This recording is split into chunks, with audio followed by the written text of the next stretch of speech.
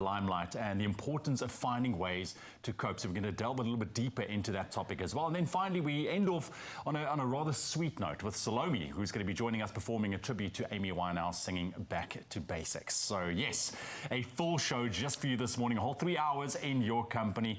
Let's kick it off. We want to connect with you, of course, at home as well. Let's find out what is happening on social media with Zanele up in Joburg standing by. Good morning, Z. Good morning, beautiful gentlemen, and hello to you, Zanzi. Today is another day just to have a good day. And we're 5 to the weekend, which means that we 100% want to get you ready for it. And this is why the show is looking so sparkly and good, huh? But you know that we want to connect with you on social media, as Ewan said. So let's check out our Good Morning post.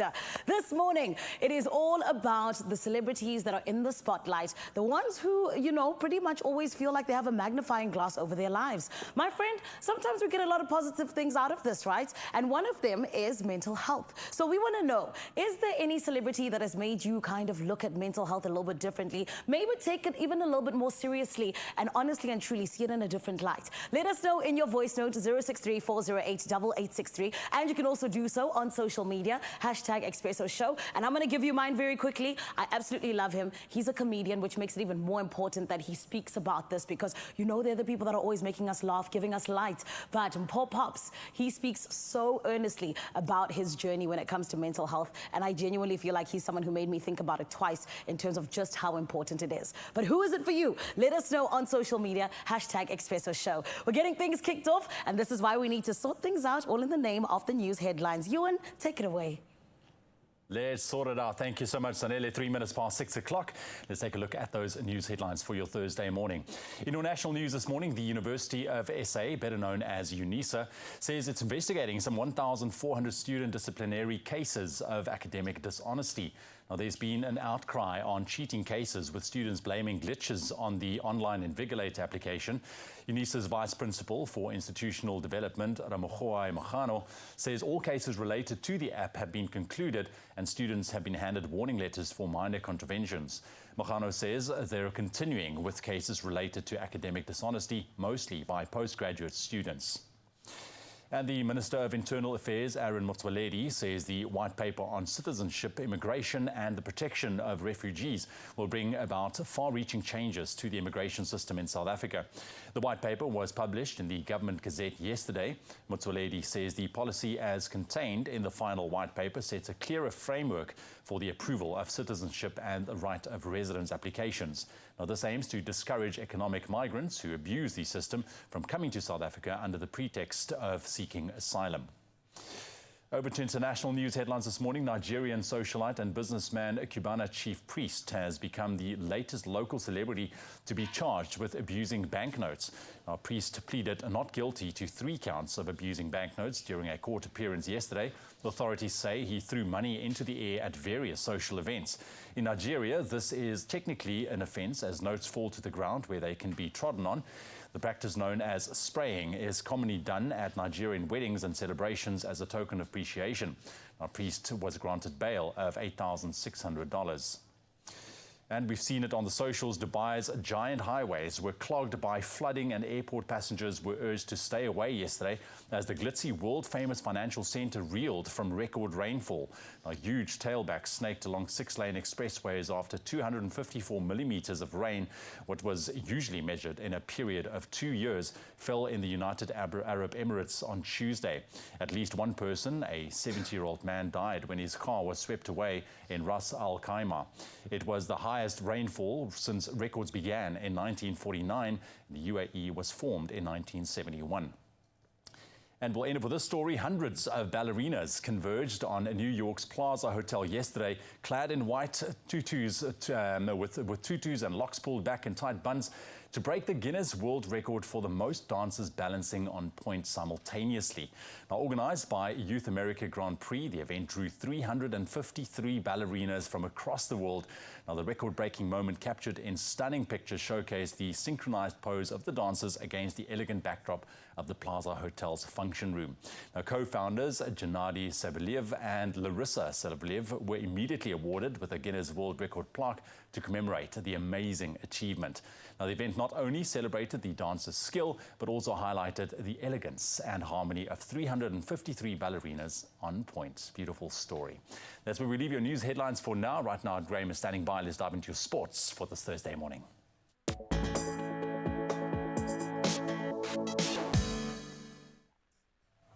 Thank you so much, Ewan. Let's see who was on point in the footy last night. And after the set was seen for an incredible quarterfinal, second leg in the UEFA Champions League, they delivered a 63rd minute header by Joshua Kimmich, securing a 1-0 win for Bayern Munich over Arsenal, granting them their spot in the Champions League semi-finals. So the 3-2 aggregate quarterfinal victory marks Bayern's return to the last four since clinching that title back in 2020. But for Arsenal, it extends a very disappointing week following their first league loss of 2024, of course, in so doing surrendering their top spot in the Premier League as well. Now, on the other side of that draw, Real Madrid avenged their past defeat by Manchester City, advancing to the Champions League semi-finals 4-3 on penalties after a gripping showdown at the Etihad. So despite an early lead, courtesy of Rodrigo and Kevin De Bruyne equalising with that left the match 1 apiece on the night and 4-4 on aggregate. However, it was to end City's journey in the competition as a result of Madrid's Andriy Lunin. He emerged as the unlikely hero, saving crucial spot kicks from Bernardo Silva and Mateo Kovacic. An incredible moment for him and the team. So Madrid will now clash against Bayern for a place in the finals. Incredible stuff. Then we were treated to some of the best women's cricket we have ever seen. In fact, some of the best cricket we have seen on the international level. Sri Lankan women's captain Chamari Atapattu outshone the incredible Proteas skipper Laura Wolfart in a remarkable showdown, guiding her team to a series-leveling 6-wicket victory at the JB Marks Oval in Potchefstroom yesterday.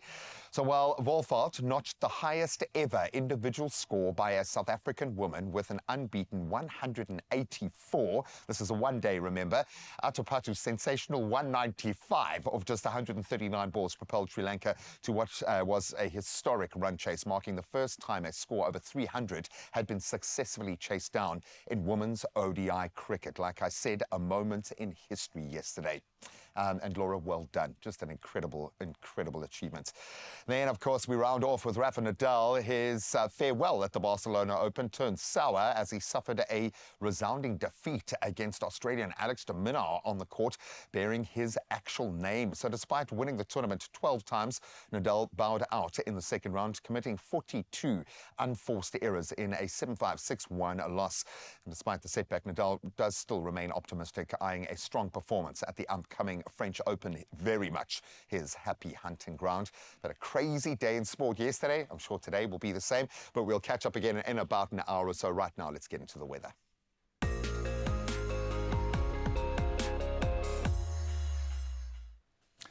Thank you so much, Graham. Let's dive into your weather for the first time on this Thursday morning. The SA Weather Service has issued no warning for today. Meanwhile, the KwaZulu-Natal government says it has submitted a request to the National Department of Cooperative Governance to have the Margate floods be declared a disaster. The MEC for Economic Development, Siboniso Dumas, says the declaration will expedite the recovery processes and funding to rebuild the area. The South Coast town was hit by heavy rains on Sunday night that left a trail of destruction and claimed 5 lives. Duma says it's clear climate change is affecting every sector of the economy, and Sunday's floods have now reversed the gains made after the April 2022 floods.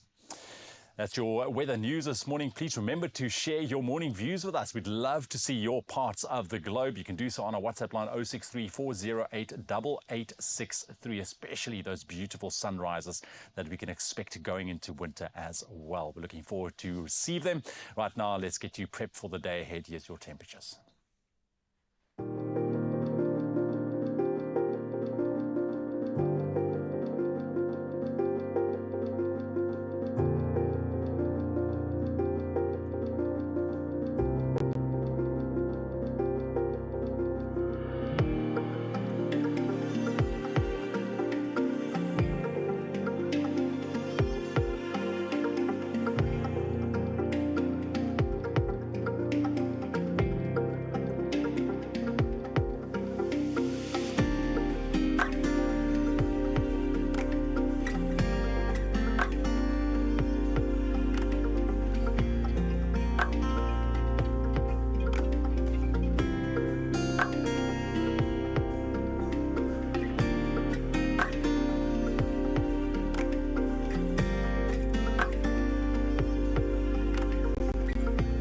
no matter what the weather's looking like on your side of life today. I want to tell you, we're going to be making sure you're feeling good, okay? By first and foremost, getting to know one of our favorite artists. I'm talking about Olified Keta. What a talented human being. He's going to be coming up, all in the name of getting to know him, as well as some performances, honey. And then we're going to be getting to know about your gut health. It's something that sometimes we like to neglect, but you actually need to know a lot about it. It's going to be happening right here on your Feel Good Breakfast Show. Make sure you do not go anywhere. We're going to take a short break, and we'll be back on the other side of this.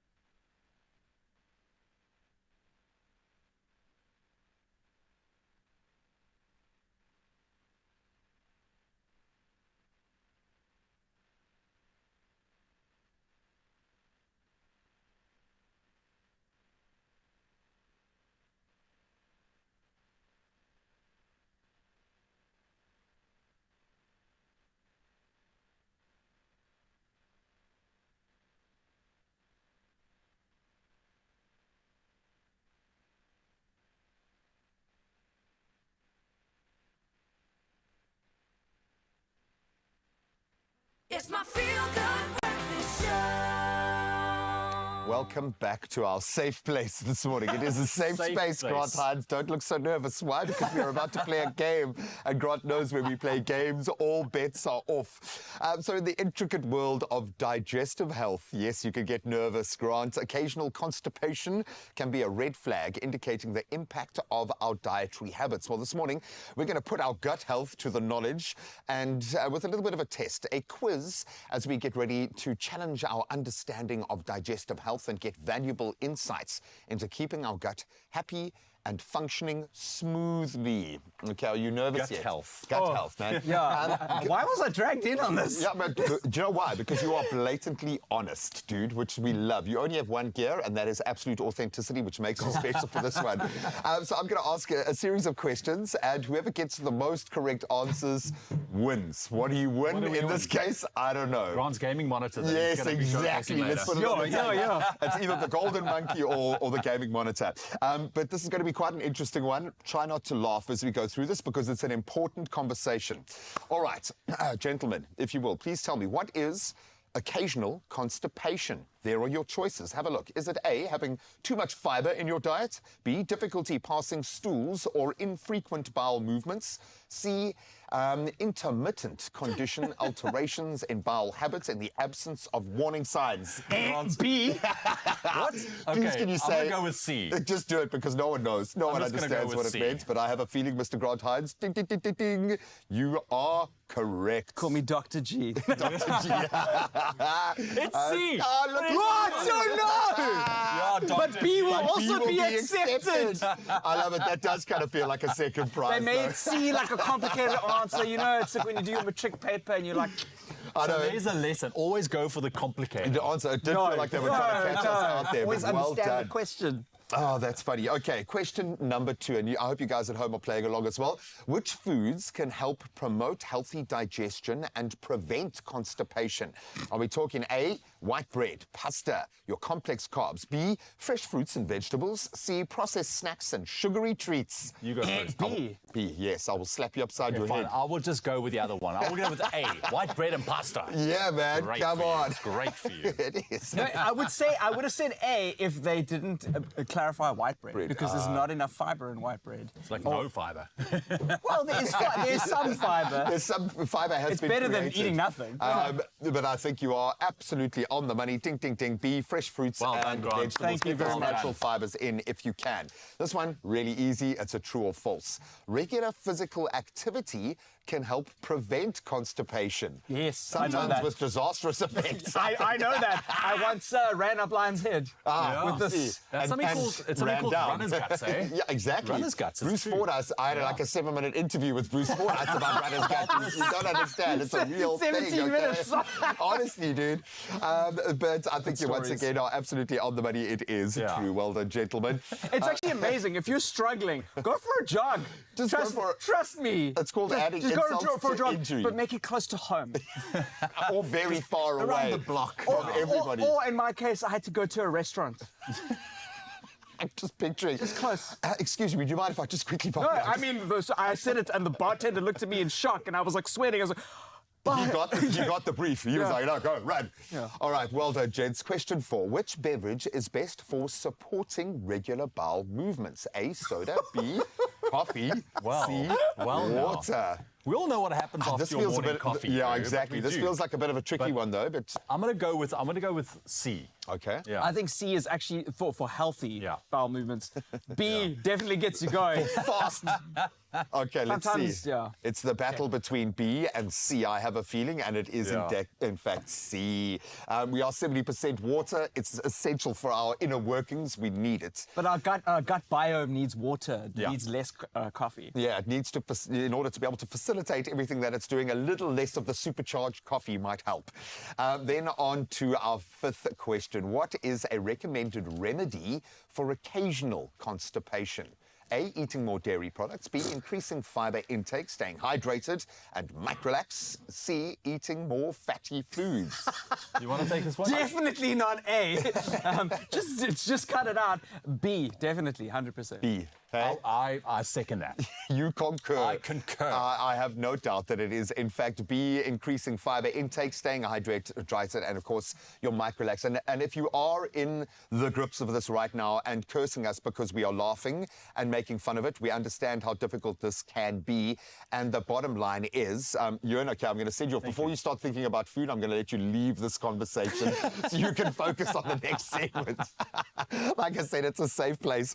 But if you happen to be in the throes of what we are talking about right now, we're not making light of it. It's maybe just us taking the edge off. And you do have something to reach for. Microlax works from 5 to 15 minutes. That's pretty much instantaneous relief. It's reliable and an effective relief from occasional constipation. It's easy to use and gentle to administer, which makes a very big difference in this space. And it's suitable, and this is, I think, the major selling point for adults and for babies, for the aged as well, and for young children, which is really, really important. So, buddy, well done. You are officially our gut health winner this morning. Really, really impressed with everyone's knowledge there. And, of course, the knock-on effects of occasional constipation can really hit hard. So don't sit there in pain. Reach for Microlax, and, of course, you can help yourself out of that situation. Lovely discussion. Thank you very much there, and a nice little game I hope you played with. But right now, something else and something delicious for your gut and looking after your gut as well. If your morning tea is looking a little lonely, we have something just for you this morning. We're taking the humble yet delicious carrot cake and turning it into carrot cake cookies this morning, and it looks like a clear winner. Even better, we are baking a lactose-free version so everyone can enjoy a bite or five. My friend, join me in here, Graham. Thank you very much. That was a very quick change. Well done. Thank you. No, I enjoyed that. Yeah. A nice belly laugh is a good way to just adjust your overall well-being in the morning. Yeah, so thank absolutely. You so much for that. All right, buddy, my this friend. is one of my favorite flavor profiles. I love carrot cake because I'm not a big sweet tooth. Yeah. So this kind of feels like it's flirting with kind of that middle road. It's flirting with it, indeed. just And I mean, flirting. look at the end product. I hope we're going to get there. Ooh, wow. But it does look delicious. So let's put this together. Of Okay. course, you can find the full recipe and everything that you need on our website, expressoshow.com. But really, I think the key here is if you are lactose sensitive, then this is a great way to still treat yourself and still enjoy all the deliciousness that it brings with you. So we've got some dry ingredients here. We've got Okay. some cinnamon, we've got some five spice, we've got some ginger, we've got some nutmeg as well. All the spices that you would. I not one spice, I have five spice. I love and it. some salt. You can throw Okay. that in there for us. Sorry, All right. anyone who hasn't seen Michael McIntyre's stand-up won't know what we're talking about. But if you can see the spice cabinet from Michael McIntyre, you'll get it. Yeah, because Very funny. The five spices, that high and mighty. You know what I'm saying? And some salt. You're just going to give that a nice little mix. Great. And on this side, I've got some melted butter for the wet ingredients. I've got an egg, Just one. just one. Some vanilla essence. And some lovely sugar. The brown sugar, I suppose you could even use the muscovado. You want that like Yes. kind of caramelization. Goes really well with the nuttiness, the headiness of the spices. That's it. I love it. And this is kind of something that hits both the olfactory, hits your kind of your smell senses as much as your taste buds. Yeah, for sure. So we've got some carrots. I'm going to throw this here with the wet ingredients as well. So yes, carrots actually do go into carrot cake, okay? Would you believe? Would you believe? And then all of this, And then just we're just going to mix it in there nicely until we get a nice doughy consistency. Beautiful. Let me spatula those Thank you, last little sir. bits there. Get that moisture out. Fantastic. And while you Thank do you, that, I mean, son. to make these carrot cake cookies lactose-free, we are using Clover's no-lac milk. It's still milk. It still gives you all that dairy goodness that you love and need, but it just gives you zero of those side effects. All right, we don't want any of that. I mean, really is the best. So we're going to mix that through nicely, and after you've mixed it, you're going to end up with a nice little doughy consistency. It's quite a dry just like dough, that. so you're gonna work Exactly. it through with we your gotta hand. do a little bit of these nuts as well. Got our pecan nuts going in. The pecan nuts goes The pecan is the traditional one. I mean, if you Yes. don't have pecans, you can try something else. But there's something about the nuttiness Exactly. of pecan nuts. It does feel extra nutty, okay? Its flavor profile just works really well with For sure. the heady spices. And then just while you do that, we have the filling here. So we got some yum. lactose-free cream cheese as well. And then with our Clover no-lac, we're just going to do a dash. Just going to pop that in there, a little dash to make it spread easier. I'm going to give this a bit of a mix. There we go. That's it, because this is now for that little filling. So we're going to make a cookie sandwich, basically. I love it. And you can see that coming together nicely. So I'm thinking So here's the dough. So you're going to take just a nice little scoop and you're going to roll it into a little ball. smidgen. Cool. Yep. So I'll join you in this. There we go. I'll join you in this. You can see it's very doughy, it's nice and cold as well. Just trying to eyeball the right kind of size. Because obviously you want some uniformity because you're going to be layering them For on top sure. of each other. And you kind of just pop it on there like that. Let's make one more. Cool. Let's make one more. Let's Lots see if of we can- finger licking going on. This is Ooh, a if you do it dangerous with the one kids, to do with the dude. kids. Yeah. You end up with like one cookie. But it's Pretty okay. And much. Zoe's not here to eat all of the dough, so I think we're safe this morning. There we Cool. go. And you're going to pop that on there because as it heats, I'm just going to wash my hands quickly. Beautiful. That looks good. Oh, these are very cute, and you can make a lot of this Yeah. dough because you're making. You know what I think? Like if you're doing like it's your child's birthday and you've got to do the sweet treats for school, it's something different. You don't often see things like that. It's really really cool. Imagine man. opening a lunchbox and you get one of these little surprises in there. Love It'd it. be absolutely beautiful. Okay, and then you bake it into the oven, 180 degrees. This is kind of the common baking temperature, I suppose. And then it will flatten out and you'll end up with a delicious looking cookie just like this one. And I think for a cookie like this, like if it's a little bit under, So you've got the caramelization and the crispiness on the outside, but a little bit of gooey doughiness on the inside. I'm perfectly happy with that. And I mean, here we go with our cream cheese and clover nolac filling, and we want to be generous with this. And I mean, then you have, look at that. Because it must squelch all over your face as you eat it, I think. Just lick your elbows afterwards. Well done. And just to reiterate, we are making something that traditionally would be off the table if you were lactose intolerant. But thanks to our clover nolac, there is no reason why you cannot still enjoy the delights of dairy just without the dairy. Exactly. Do you want to give it a go? Are you still fasting? I am still fasting, man. So can I watch you? Lucian, come here. Can we play some music here, so I can watch? Can I live vicariously because myself and through Graham, Lucian? we are fasting. All right. When he means business. These are absolutely delicious. There is no dairy, no lactose. That's fine. You can just hand signal us as well. Tell us with your eyes. Oh, look at that. Oh. Hey. Is it approved? I want to see if he takes the whole thing, then we know. Out of 10? 10 out of 10. Yay. You see now, thank you very much, Lucian. Take a bow. Thank you. Wow, look at that. Our very own Cookie Monster. Yo. Get some attitude. Now we know our way to Lucian's heart. We've figured it out. Absolutely beautiful. No, listen, Lucian is another one of those that he cannot lie. It's not within his system, his makeup. So you know it's got the ultimate stamp of approval. Talk about absolute honesty. This man. Listen, expressoshow.com. You can find the entire recipe right there. This is definitely something delicious, especially if we're heading into the weekend as well. Comfort food, baby. A little bit of comfort food. Why not spoil yourself if you've been fasting throughout the week? Who knows? And of course, be spontaneous and do something fun, like baking these cookies at home. Carrot cake cookies. I mean, would you ever? I mean, your friends, your family and colleagues will absolutely love you for it. And you can, of course, like I said, get the full recipe on our website, expressoshow.com. All right, we're going to take the quickest of breaks. Then we are reconnecting with Johannesburg in just a moment. And of course, Anela is standing by with our artist to hopefully make it feel like an early start to the weekend today, because I think we all need it. It's been one of those kind of weeks. So stick around. We're not going to be taking too long a break. You can go start making your batter, recharge your coffee cup, and we'll be back in just a second. Look at that. Spectacular. Say goodbye to nausea and cramps and say hello to delicious freedom with Nolac's range of lactose-free milk and yogurt. Be free with lactose-free. Oh, you can make my day.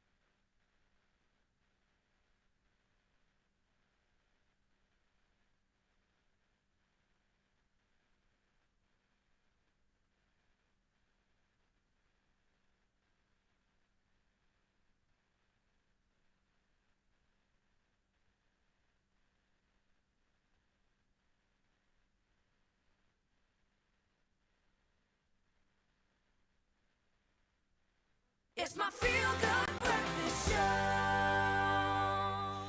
Welcome back. Thank you so much for keeping it dialed into your feel-good kickstart to the day. And for Grant Hines, it doesn't get much better than a brand new gaming monitor. In fact, I think he stepped into the world of gaming bliss and pure imagination with this one. Whether you need to upgrade your current gaming arsenal or you're looking at maybe your first purchase to set yourself up properly, Samsung has the perfect gaming monitor for every type of gamer at every level.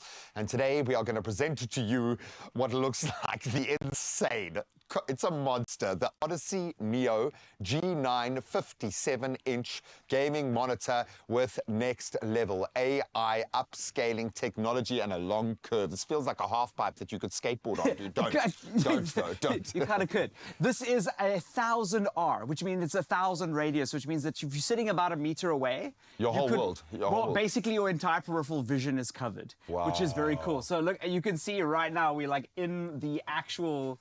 I'm going to boot up a game for you just to show you how impressive it is. Cute. Yes, got to get it to Windows. But let's boot up a game and I can show you exactly how big this is and how it fills up your screen and what competitive advantage you have as a gamer when you have a monitor like this. Samsung have kind of gone all in on the gaming side, and we've seen them make some very clear, intentional choices. When it comes to Samsung and gaming, why was that your jump to, man? Well, look, it's important that you do focus on gamers because they are It matters to It them. matters. It matters to us, but also it's like when car developers make sports cars, right? You see that trickle-down effect in other technology for other use cases, but racing drivers need to get the best performance out of their products, and Samsung make those products, and they make the best. They make the sports cars of this world. So this is the sports car of monitors. Is this like the Bugatti of monitors? Exactly. Is that it? Exactly. It's really on that level, yeah? And you'll see the benefits no matter what level you're at, but if you're catering towards gamers and the players that need that performance, For sure. you will see the benefit of it. From a gaming perspective, with this, and I know you're going to show us a game here that kind of brings that to bear, but why? Why the size? Why the curve? Why that level of immersion? Why is this such a heavy hitter? Okay, so having that 1000R display means that you can see everything. I'm going to boot up some League of Legends, very popular game in South Africa. sure, yeah. And the more of the screen real estate that you see, the more advantage you I was have. going to say, in the that's a game. competitive advantage. It is yeah? 100% a competitive advantage. Also, this is a 240 hertz monitor. To give you an idea, most people that you are watching, I can't Better even than show my this on eyes, TV. yeah. I can't even show this on TV. So most people are watching. Unless you're watching on one of these. Yes. Well, actually, because broadcast TV works, you're getting 24 frames a second. So 240 hertz means you get 240 hertz. It's 10 times as many frames that you are currently visibly seeing on TV right now, which gives you such a huge whiz. advantage. So I'm just going to start. I don't think the world is ready to see your and my face in that level of granular. I bought a 240 hertz Samsung monitor, which I have at home, and I use that for competitive Valorant because also those extra frames really do matter when I play Does Valorant. make it, because you're playing at split-second level there. The thought process needs to be so finely tuned. If anything can get out of your way, better. Yes, 100%. So and you'll see that a game like this, which is called a MOBA, it matters a lot. Also, it's got a display port and it's got a HDMI 2.1, so you can, no matter what you're displaying, I know there are a lot of people with high-end TV systems with HDMI 2.1 or whatever the case is. You can now utilize all the new display modes, and there's picture-in-picture mode, so you can put in multiple inputs on here, right? And then you can split the screen depending on how you work. Yeah, I'm thinking for content creators, and often you'll have a lot of our gamers these days will have one foot on either side of that fence. So I'm currently Oh playing my the word, game. dude, look at this. So can you see how it feels that you're rolling around? Wow, it's actually a little bit freaky. It's like the first time you put on a VR headset or something where your brain's almost going to recalibrate a little bit for this level of input. But just to get you to know, so most people are only seeing like maybe even half of this on their computer. So when you're playing competitively, you just get this way better competitive I get experience. it, yeah. At a higher frame rate. But also there are lots of other games like racing simulators And I know a lot of South Africans who do, especially pilots, who do flight simulators, and they actually do it not because they can't clock in their hours, because you have to book time to clock in hours. So what they do instead is they have a flight sim at home which they practice with, even though that's not clocking in hours. But then when they get to clock in hours, the skills, it still keeps them pedaling. And having a monitor like this at home is an investment, because it means that they can be better pilots.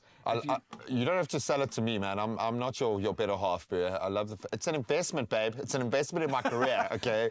It's going to make me a better pilot if I have this game. I've had business people contact me about this monitor, because I also have the older version of this at home, which is also ultra wide, and they go like, I do spreadsheets, Excel spreadsheets, and we need to have all that data in front of us. So this becomes a great, not only as I said, it's the Bugatti, right? Yeah. It becomes a great like performance gaming monitor, but also a very practical one for different industries. Because those are transferable elements. So people will buy 2 of these and stack them. Sure. Right? And it comes with a Vaser mount. So what does that mean? So the Vaser mount means you can mount it into a wall or get like a traditional mount. It weighs about 15 Ks, so you need like a special mount, and it comes with that in the box, which is awesome. But if you don't want that and you get this ergonomic stand, and they've improved it in the Odyssey range, because they've actually pushed the format back, and you see it's like more flush with it. It used to protrude a little bit more, but now they've done a lot of things and listened to games. There's less between you and the screen, or the world that you are diving into. Yeah, and you can, wow. Yeah, it's... Look at that, dude. This is actually freaking me out a little bit. This feels like such a leap forward. I mean, it looks exquisite. It looks beautiful. So, as someone who, I use the word nuanced. When you get to your level of gaming, and I know you're not a world championship winning gamer, but in terms of your immersion in it, you are all in. Yes. What difference did you feel playing your favorite games on this? You mentioned Valiant being one of those. So like 2 things. So immersion and performance. So those are 2 factors. Sometimes they're often a trade-off. So if you buy a monitor, you're giving up one for the other. You buy a big monitor, but you're not getting the same kind of performance. You get the immersion, but not the performance. Samsung doubled down on everything with the G9 here. So what they're doing here is that you get like 240 hertz, incredible blacks, incredible lightness, so this dynamic range is amazing. Plus you get the immersion of this huge panel. This is a state-of-the-art gaming monitor. So, yes. And it feels like it's looking after my eyes, because it's weird, but like when you're taking in this much visual information, it can be a little bit bewildering. But and I'm glad you mentioned that. It's because they've got like a matte finish. Just don't do this at home, but just touch, feel it. I mean, I saw a guy break a 270,000 Rand curved monitor once in a showroom, so I'm very, very, very, and he was the salesman, so yeah. But the reason it's a matte finish is that it is easier on the eyes, but also because it's curved, when you move, there's no glare and reflect. There you go. Completely. So they've considered every aspect of this product, and I do highly recommend, if you've been on the fence about an ultra wide and you are looking at something that's the best of the best, look at the G9. This is it. Yeah. No, do you know what? There is something glaringly wrong with this thing. It's not in my house right now. That's pretty much the only thing that I think can be found wrong with this. In terms of what it gets right, it is next level. Quantum leap forward. Heightened performance if you want that competitive edge, if you just want to stare at something truly beautiful and see your favorite game through new light, this is it. Absolutely amazing. Well done, buddy. Sure. Thank you so much, G. Grant, thank you so much for spoiling us this morning with some epic tech this morning. Right now, just a quick point of order. If you are passionate about the game, then you can use your sport know-how to predict match day results and claim your share in today's sports stake jackpots. Now, your chances of winning big could become a real reality off the pitch. And you can, of course, go about playing your favorite sports day game on the nationallottery.co.za website. So make sure you play right now and stand a chance to earn bragging rights to hashtag #BeInja, yeah game. All right, so happy day. Well, we are going on a deep techie dive this morning. Yes, we've introduced you to the coolest, let's be honest, the coolest monitor that anyone has ever gamed on, ever. We're going to get into some new gaming titles in just a moment. Super Mario, one of my favorites. Yes, I do have a crush on Princess Peach, okay, that I'm saying for my son, just to play open cards because he teases me all the time. We're going to get into the latest addition in this particular franchise that, yes, she does become the heroine in that space. Grant Hyde is going to be joining us for that on the other side of this. Don't fall victim to intestinal worms. Use kid-friendly Vermox twice a year and get rid of unwanted guests. Vermox.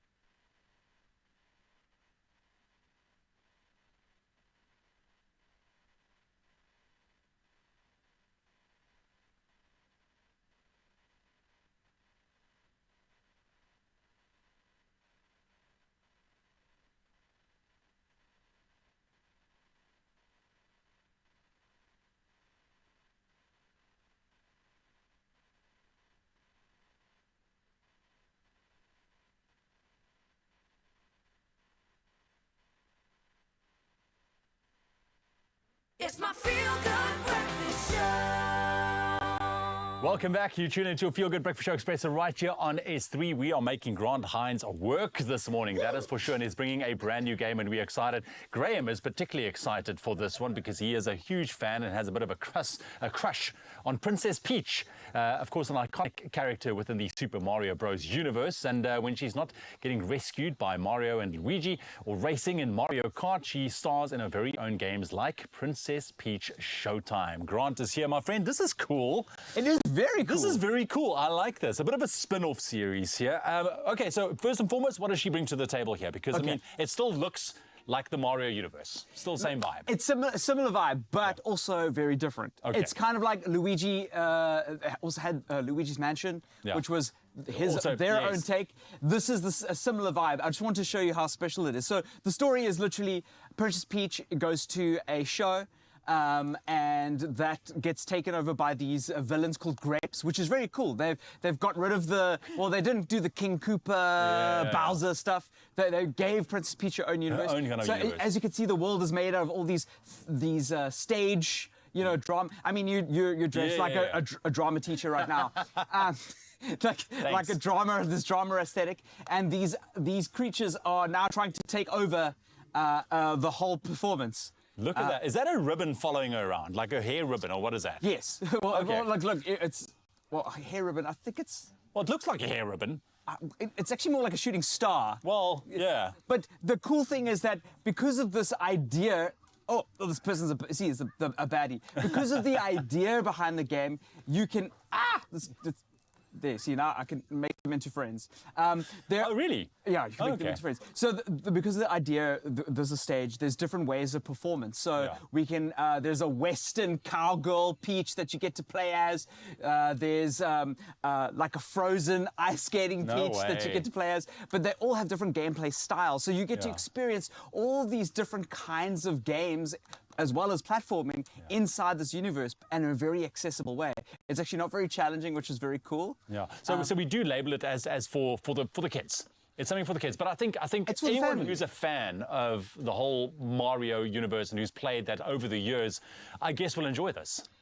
I think so. I think it's not as polished. They are passed away. It's not as polished as Mario as a platformer goes, but the consequences of dying aren't so big. It's more about introduction to video games, and that's why I think it's cool for the family to play. It's a single-player game. So you get to play by yourself, so you can sit and watch your kids play or play with them and teach them how game mechanics work. So being able to be, you can be like Ninja Peach, which is very cool. It's this very cute ninja that she dresses up as, and she's got a little bamboo stalk that she breathes out water as she takes on. You can replay with your imagination with this one as well. I think that is also what is nice. What can we expect, in general from this gameplay if we take a look at it? Because is this the first kind of for Princess Peach? Yeah, I think this is the first in a lineage of games which I think are going to be centered around. See, this is why I got stuck, because it's a bit 3D, right? So I can move back and forth.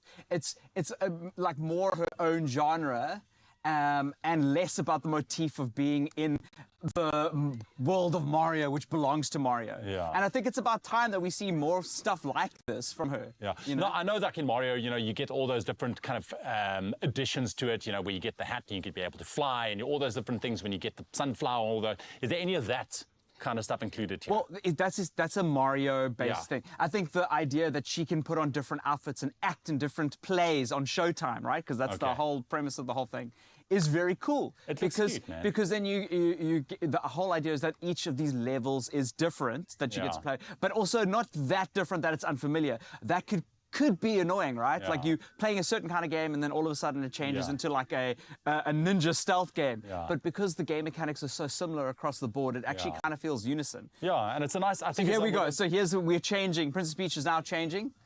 Okay. So we are playing as a different kind of Princess Peach, and she's acting in a different play. I like it. It's a nice little segue into this thing. So just quickly, final thoughts. Are you stamp of approval? I think it's very cool. I think that it's a nice start. I think most kids won't care. Yeah. You know, we with as parents with the legacy of Mario. come with baggage. Yeah, we want to critique this thing, but I think it's going to be a lot of fun. It's about 8 hours of gameplay, so it's not that long. But I think a lot of kids will play this over and over again, and because it's not, when I say it's not challenging, it's not brutal. It's not like a Demon Souls or a Ninja Gaiden. You know, it's now we can destroy these things because we are Sword Fighter Peach. So we've unlocked a new thing. Thanks, G. Appreciate it, man. You keep playing there. It looks very, very cool. I mean, Princess Peach. It sounds like a breath of fresh air indeed. So get your hands on it, and if you play it, let us know. We'd love to know. But I think this is really something that's going to capture the imagination of those young ones. Earlier on, we had gotten into the fact that, yes, we were going to be getting into Princess Peach, but then we also told you that we were going to be chatting to one of our favorite artists. I am talking about someone who has been pushing in the music industry, but the thing is, he's got the talent to back it up, honey, which is why he's doing so incredibly well. He hails from KZN, and he is also somebody who comes from a family that is rich in the heritage of rhythm and poetry. It is someone who has worked with the likes of Zex Mantwini as well as Big Zulu. Everybody, this king, please can we welcome him to the Expresso Johannesburg studio. It is none other than Olified Keta.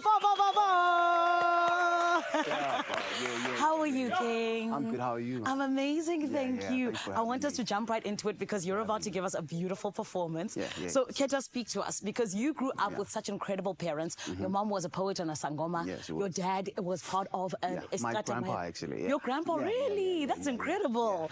And then, of course, your dad was part of an Stratamia. It's my grandpa, not my dad. Oh. So my mother was a poet and my grandpa was part of Stratamia group. I love this. And you see now granddad has even more to pass on to you. So what did you get from those people? I'd say from my grandpa, because from what I've heard, he was goated for days. Yes. You know, because I've never been with him. I only know him from his tombe and pets and all that. Yeah. But from what I've heard, he was really good. He was a songwriter and a leader for the Stratamia group. And as well, my mother being a poet. So I believe that the writing, the lyrics and everything got it from her. And it was really good growing up from that kind of family. Yeah. So it's in the blood, isn't it? It is. Part of your DNA. Exactly. I love that. Runs in the family. You know what I mean?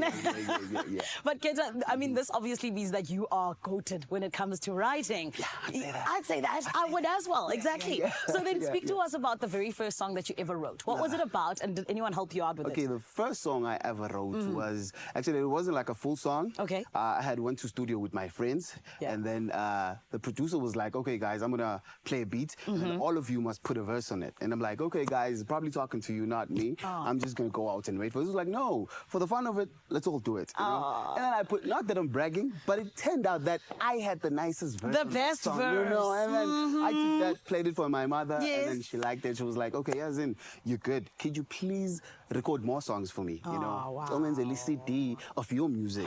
I heard you with your friends, but I want just you now. I'm like, all right, cool, no problem. Started recording, then unfortunately my mother passed on in 2011 before I could even finish the little CD there. But no, I'm good, man. And then from then I've been doing it, man, since now. Man. Oh, wow. I know how proud of you she would be. And also, shout out to her because I feel like so many of us, our parents, we go to them and we're like, I want to be an artist, I want to be like this. And they're like, no, you're going to be a doctor. Exactly. Most parents don't even want to hear. They're like, okay, when I'm going to engineer. Exactly. I'm like, okay, as in, I want to do this. And then, no lie, man, my family has been very supportive. You know? And I'm very grateful for them. I love that. But Keta, I mean, from you writing songs in a studio for the very first time to now having one of your songs featured on an American film, I mean, honey, your name is in lights. How did that opportunity come about, and what did it mean to you? So there's a lady called Jackie. She's from California, USA.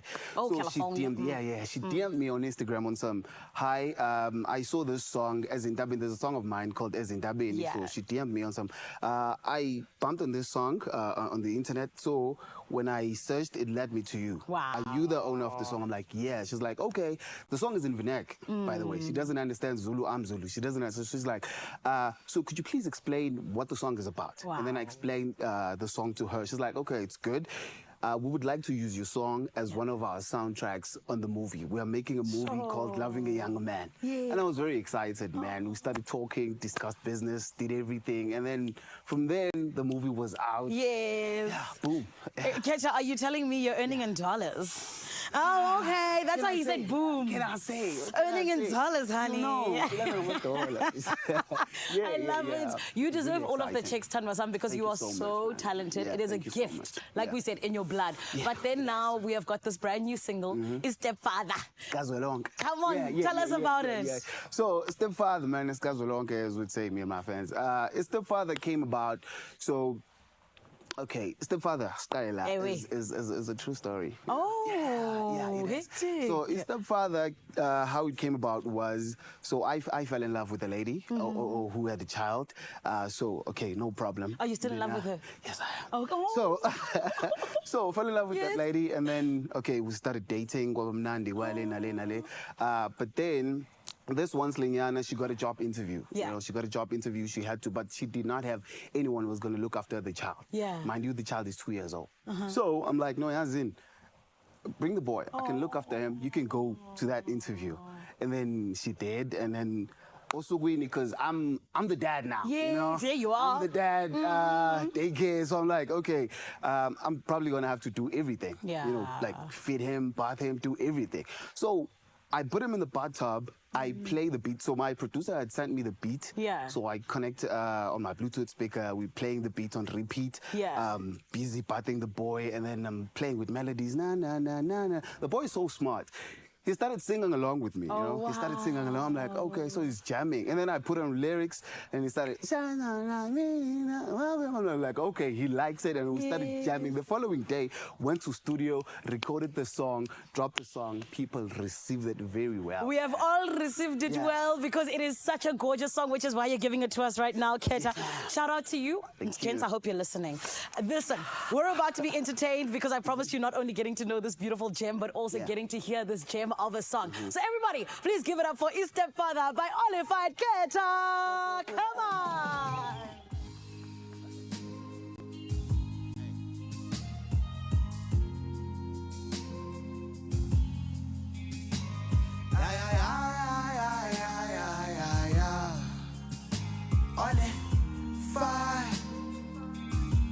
Manje sekuzoba yimina ubabwe ngani yakho ngoba lo akumithisa akasekho ngoba lo akhulelisa akasekho manje sekuzoba yimina ubabwe ngani yakho ngoba lo akumithisa akasekho ngoba lo akhulelisa akasekho ay ngisho bengathi ungidlisile umuthi I will take care of you nengane yakho futhi and I understand ukuthi ubaba waye akanifuni uthi ubaba waye akanifuni ungathuki mina ngihluphi ngiyoba khona kuze kushaya ukisimusi ungathuki my love mina ngikhona ngisuka my love and angifuni lutho nje ngifuna ikhulu iziqeda ukufunda my love ngifuna imbizo ubaba ithola uthando ebihle zifuna my love ungathuki manje sekuzoba yimina ubabwe ngani yakho ngoba lo akumithisa akasekho ngoba lo akhulelisa akasekho manje sekuzoba yimina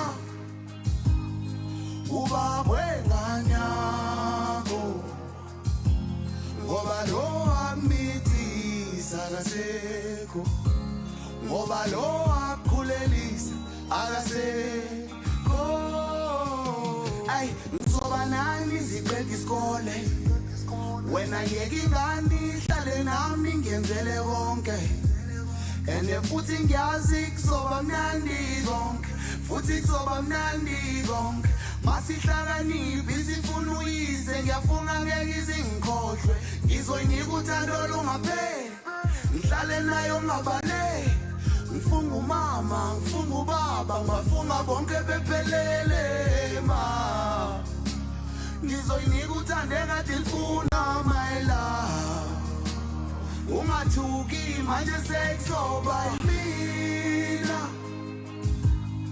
ubabwe nganyako ngoba lo akmithi sakasekho ngoba lo akukhulelisa akasekho manje sekuzoba yimina ubabwe nganyako ngoba lo akmithi sakasekho ngoba lo akukhulelisa akasekho. Oh, come on!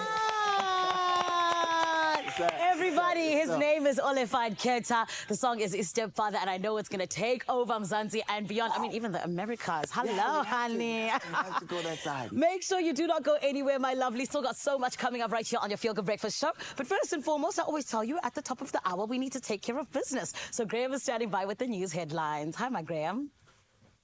Thank you, Zanele. Yes, top of the hour indeed, 7 o'clock on the dot. Let's quickly run you through your news headlines once again. In your national news this morning, the former chairperson of the Khayelitsha Development Forum and community activist Ndetini Taido says the township and similar areas require deliberate crime prevention programs. Now, this after 8 people were shot and killed in 3 separate incidents in Khayelitsha on the Cape Flats yesterday. Taido said that the 3 spheres of government in the city of Cape Town need to work together to fight crime. He said, and I quote, "All we ask is better coordination by all 3 spheres of government to work with community structures in preventing crime in our community." And the University of South Africa, known as UNISA, says it's investigating some 1,400 student disciplinary cases of academic dishonesty.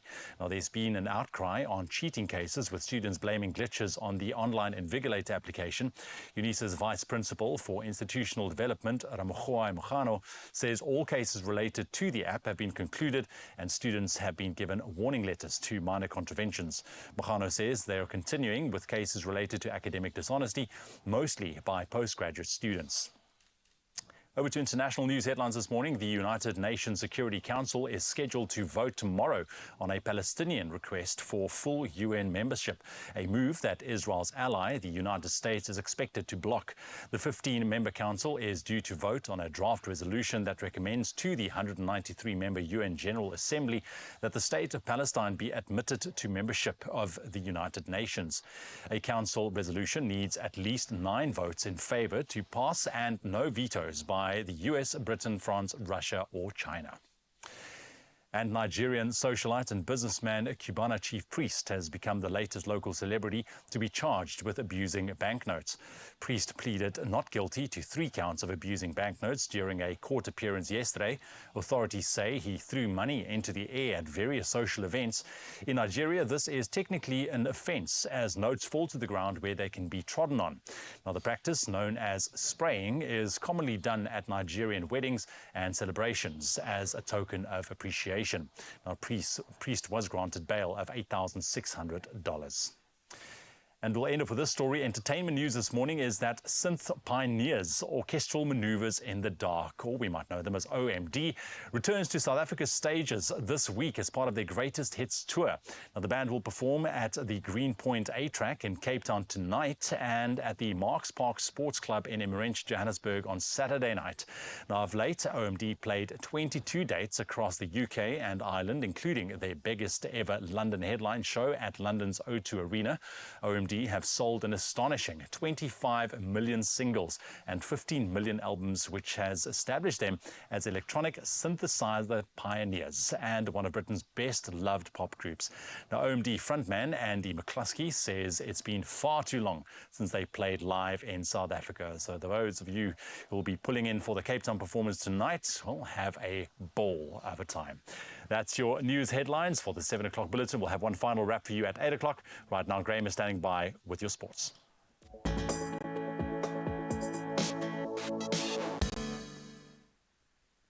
Thank you so much, Ewan. What a night of football. What a week of football. In fact, let's start with the UEFA Champions League and a 63rd minute header by Joshua Kimmich, securing a 1-0 win for Bayern Munich over Arsenal, compounding their woes and, of course, granting themselves a spot in the Champions League semi-finals. So the 3-2 aggregate quarter-final victory marks Bayern's return to the last four since clinching the title back in 2020.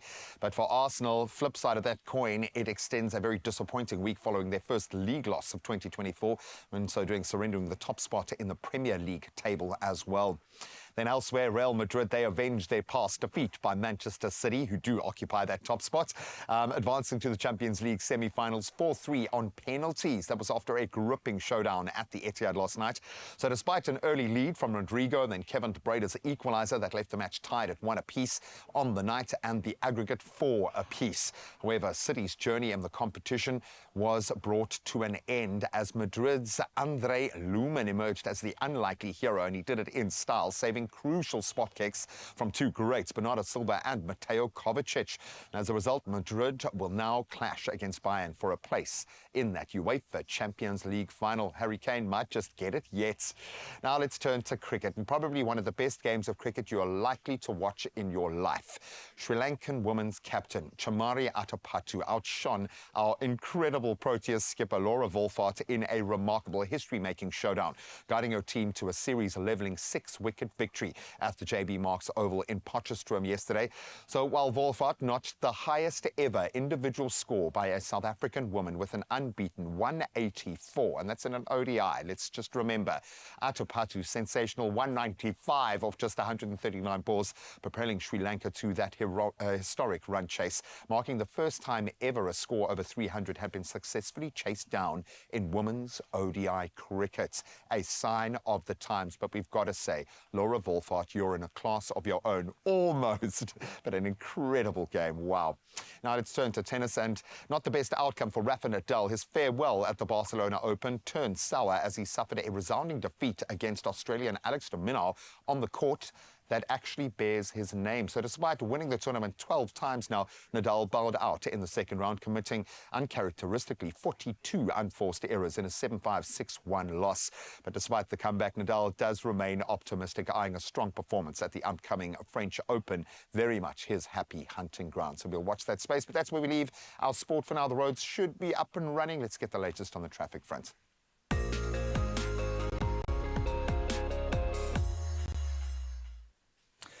Thank you so much, Graham. Yes, the roads are awake. A couple of incidents we need to make you aware of. Starting off in Midrand, Johannesburg, there's congestion on the N1 southbound between Brakfontein Interchange and the Williefontein Road.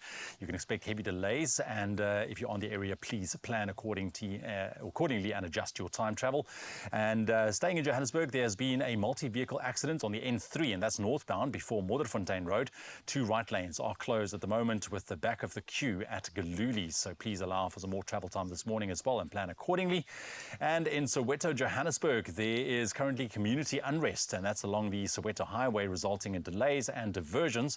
And once again, just make use of some alternative routes this morning if you can, and exercise caution while driving. Please be safe. We'll have another update for you in terms of the road in an hour.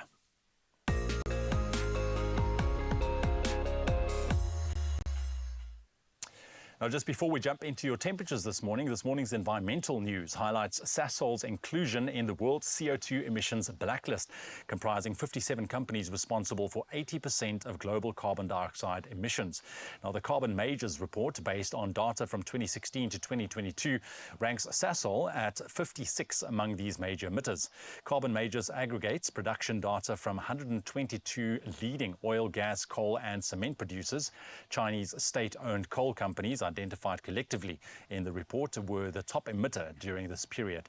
And this news coincides with the International Energy Agency's report on record high global CO2 emissions in 2023, underscoring the urgent need for concerted efforts to address carbon emissions and climate change. That's your environmental news this morning.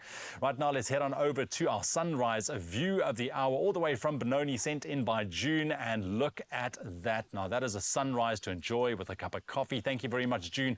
Appreciate it. Have yourself a blessed day. Man, that looks absolutely stunning. Now, if you have any morning views to share with us, please do so. We look forward to receive them. You can send them to our WhatsApp line 0634088863. Here's your temperatures going into your Thursday.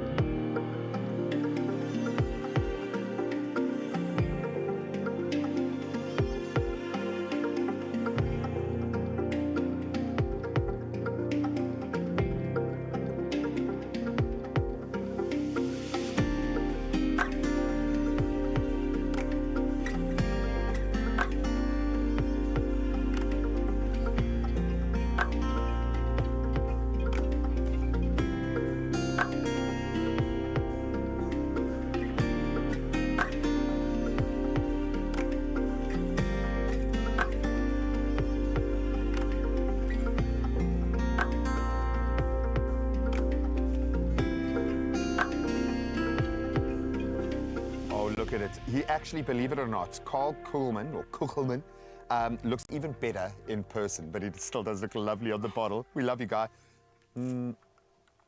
Try and get some of the smoothness inside me. Why? Because we've got an important interview. We're going to introduce you to an incredible entrepreneur, Mags Shivanda, as she chats about digital Shiro. We love the sound of this one. And then, of course, we are going to get prepped for the new season. Autumn has definitely got us in her grips. Winter is just around the corner. We're going to take a look at some of the hottest new trends and looks just for you. Stick around. I think I need another.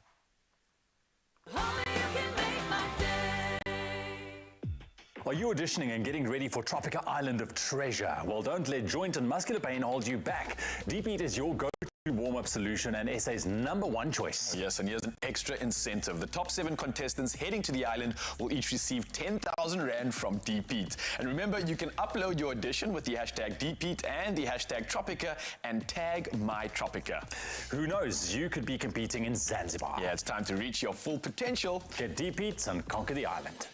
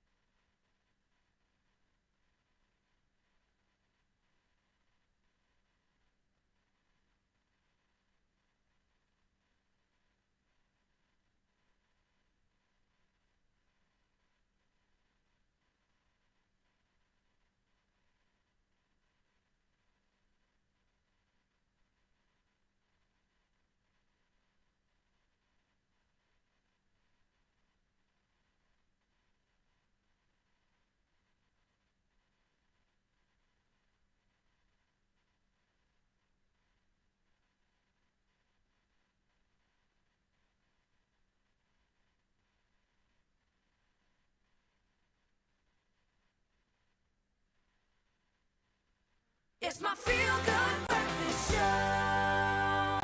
Welcome back. It is a Feel Good Thursday indeed. You tune into your Feel Good Breakfast Show Expresso right here on S3. Welcome if you've just joined us and you are just in time for a cup of inspiration this morning. Today we have the pleasure of delving into the rather captivating journey of Mags Shivanda. Incredible woman, an entrepreneur, philanthropist, a mentor to the youth of Bloemfontein, looking for guidance in the real world, because we do know how much that is needed, especially for those young up-and-coming. She's also the founder of the True digital marketing agency called Digital Shiro. She's here to share her journey with us this morning.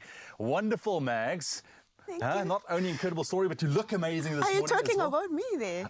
How does it feel hearing those words uttered from my mouth? I always get so shocked, really.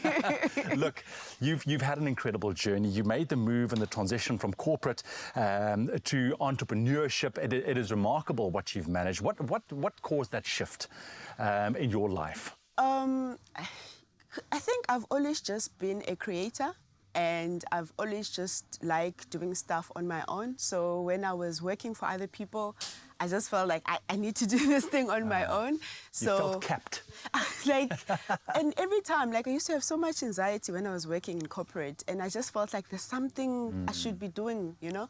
So eventually then I started to start my company, Digital Shira, in 2015. So we're turning 9 this year. Congratulations. Thank you. It's a massive milestone. But I also know that, taking a decision like that, it is scary. It is very, very scary. But yet you listen to that voice. And I think in itself, that is very inspirational because we oftentimes, we feel that and we hear that, but we are just too scared to take that leap. And by taking that leap, that is where we grow. Yes, 100%. Right? And I think you can attest to that. Yes, no, I don't think I wouldn't have done even the work that I do in my community that if I was still in corporate, because I literally listen to the voice inside of me, like, this is what I need to do. Yes. But I mean, an inspiration indeed, not only for everyone out there, but to women specifically. But first and foremost, talk to me about your agency's name, Digital Shira. I like it. I like it. What does it mean and what does it entail? And, and when I was in corporate, I think one of the things that I was struggling with is that I didn't see women in my space, like any industry, right? Really, right? So one of the reasons why I actually started my company is because I wanted to see people that looks like me in the leadership role. And when I came up with a name, it just made sense, right? Do you know Shira? No, tell me. Do you know Shira, the Princess Adora, who becomes Shira, the superhero? Yes, that's where the name comes from. So I was like, when I was a child living in Bloemfontein, I used to watch Shira a lot.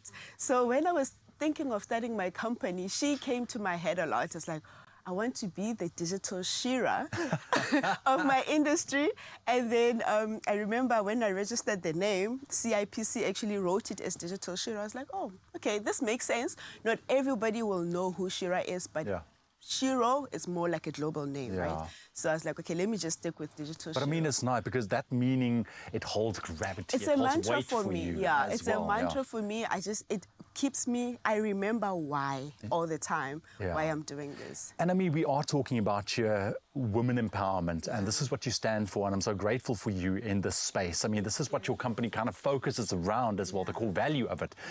So how do you make sure in this digital crazy world that we live in that thread still pulls through? Yeah, I rely on my team a lot. I make sure that my team is very diverse. Even though the company is majority owned by me, it's led by women, I also just make sure that my company is quite diverse. Anybody in my company is represented in the company.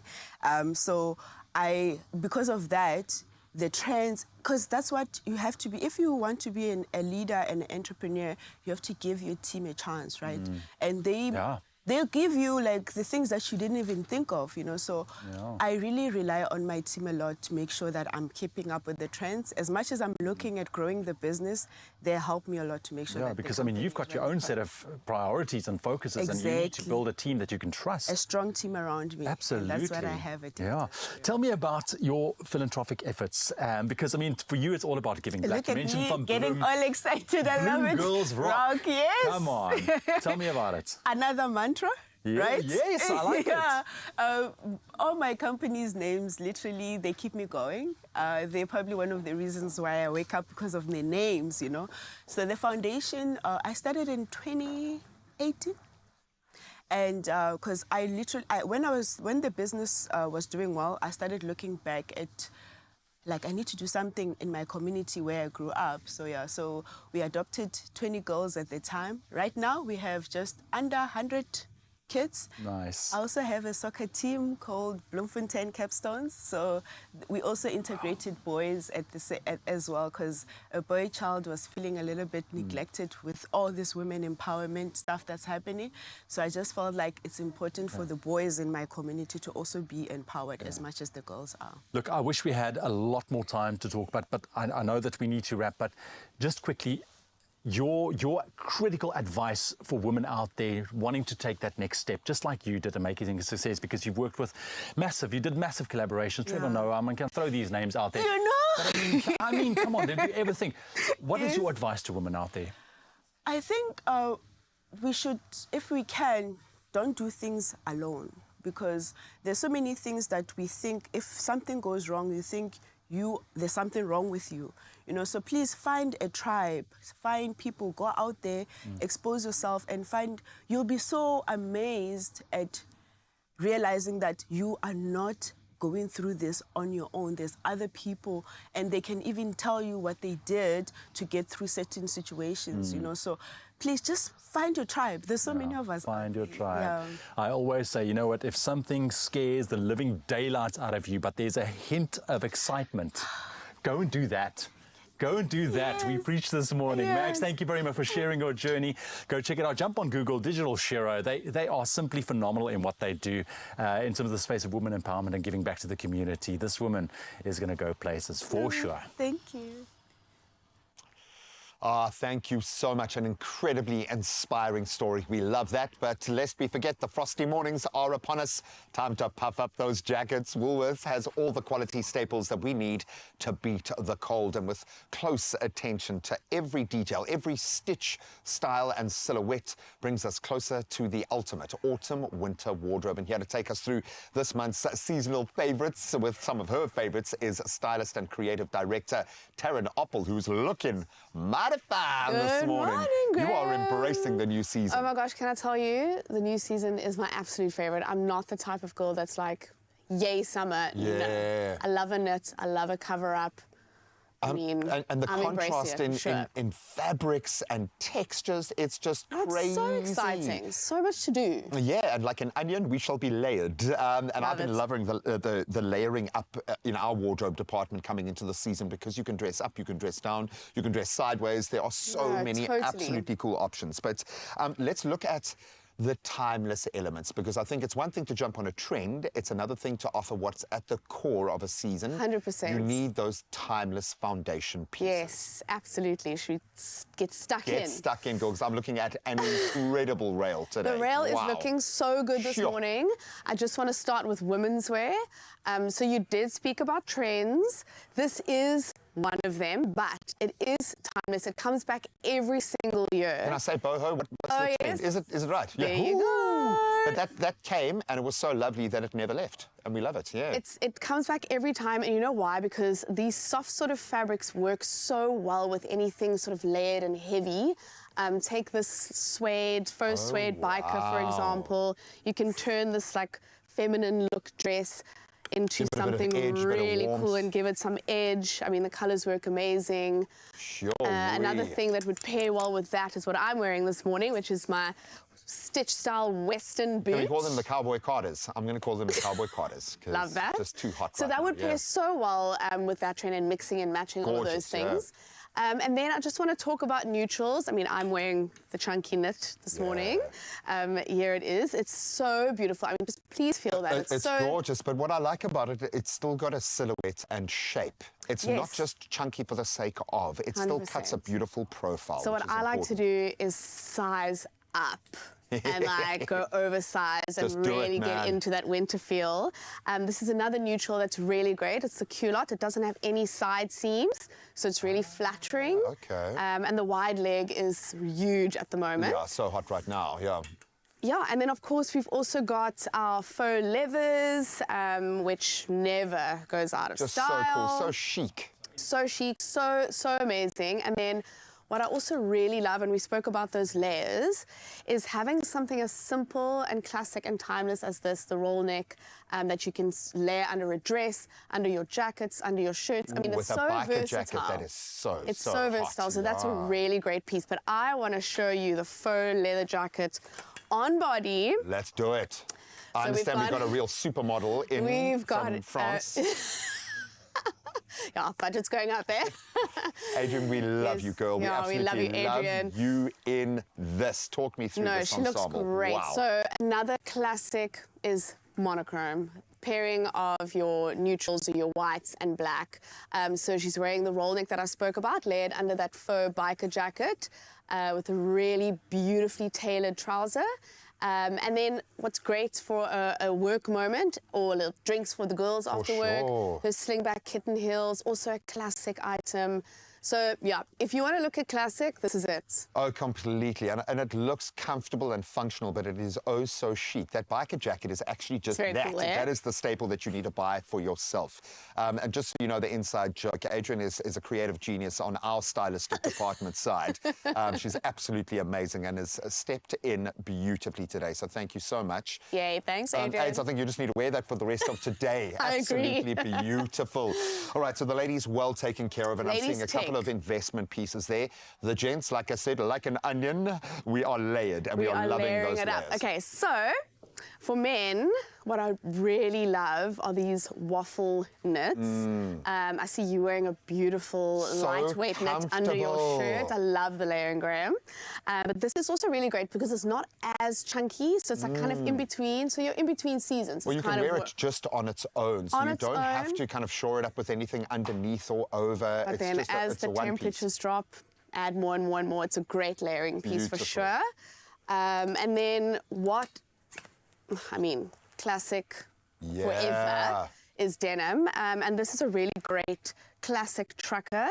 Woolworths are doing some awesome washes in their denim at the moment for men. I mean, what I'm wearing one right now, I mean, I will nick an item from the wardrobe department at least once a month, but these and I will love buy. It. It's got a little green, like neutral undertone that works well with your pieces as well. But what I wanted to touch on is their slim cut, which is sort of in between your straight and your skinny. So if you don't want to go too skinny, but you're not that sort of straight. For sure, it's not a pair of tights. The slim is a great option.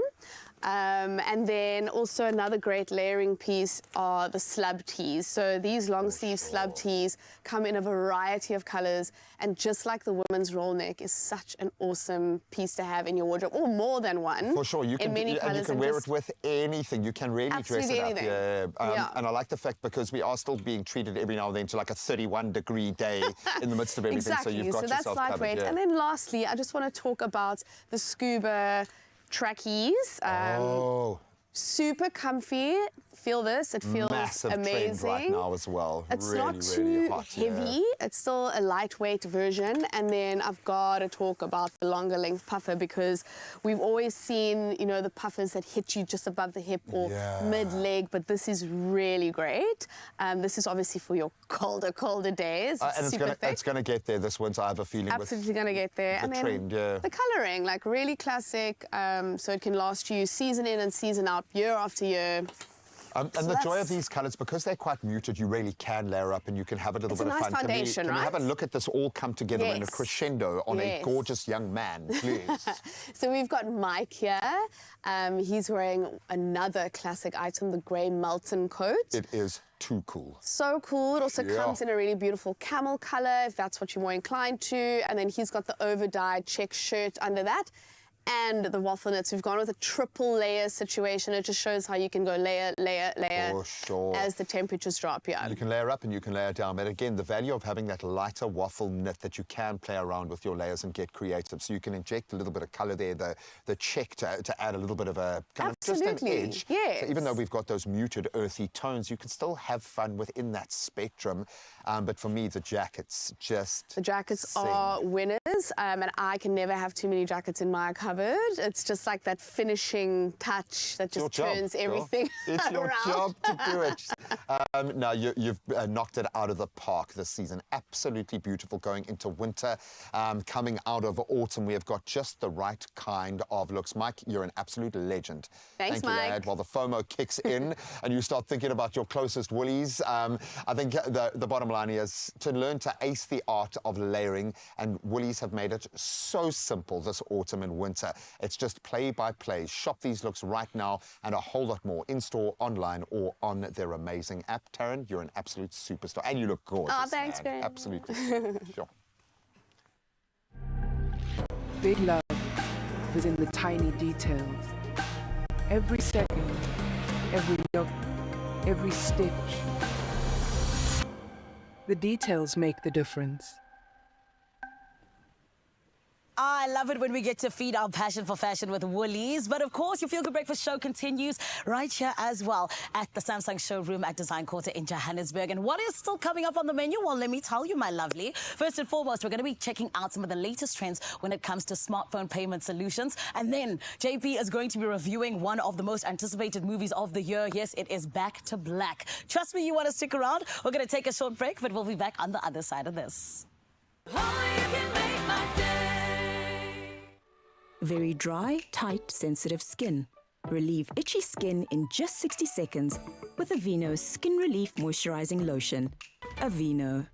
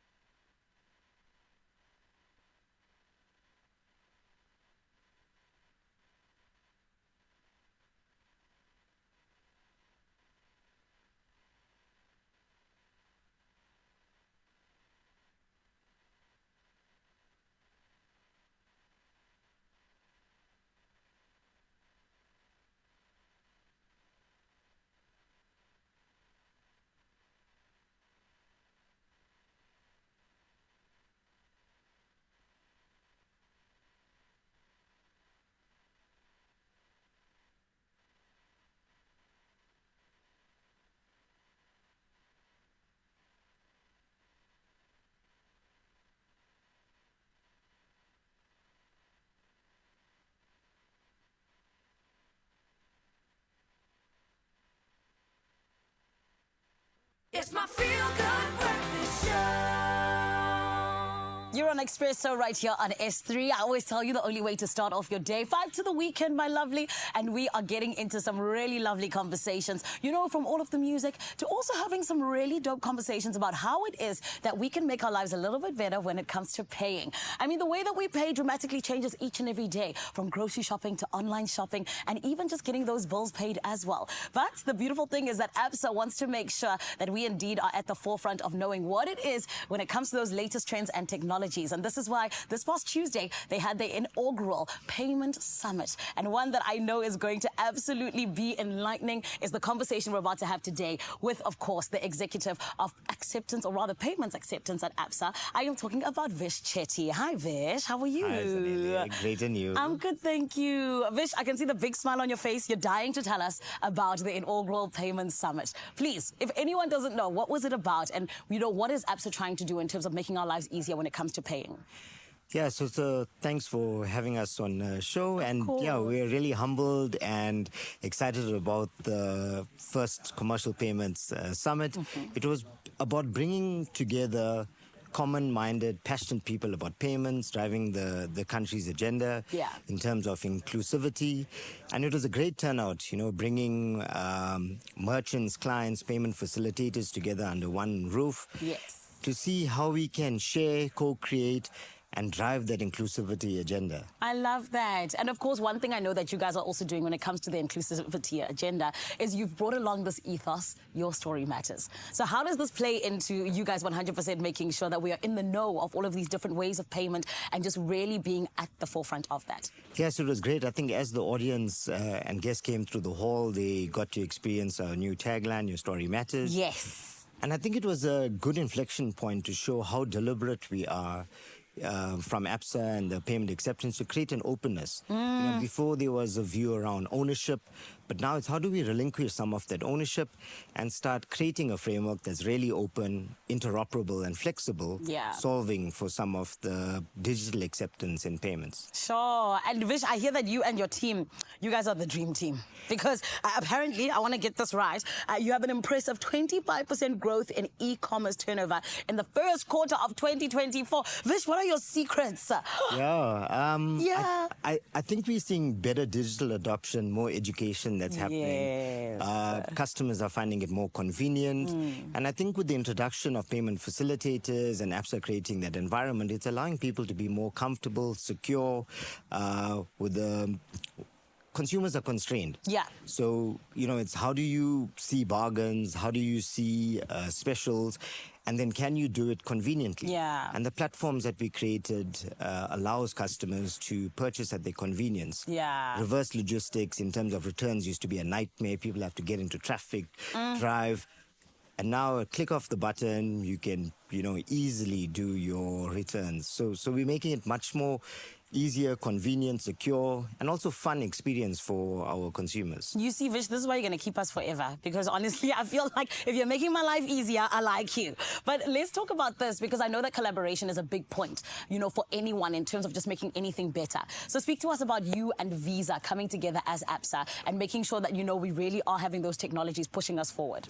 Yeah, so I think the growth potential is mind-blowing. And bringing this together, I think who better than ABSA and Visa to bring these partners together with the technology. Visa being a, you know, multinational global player allows us to bring new technologies, new ways, new functions, form factors. Before it was dominated just by card, but we're looking at wearables now that allow you to purchase.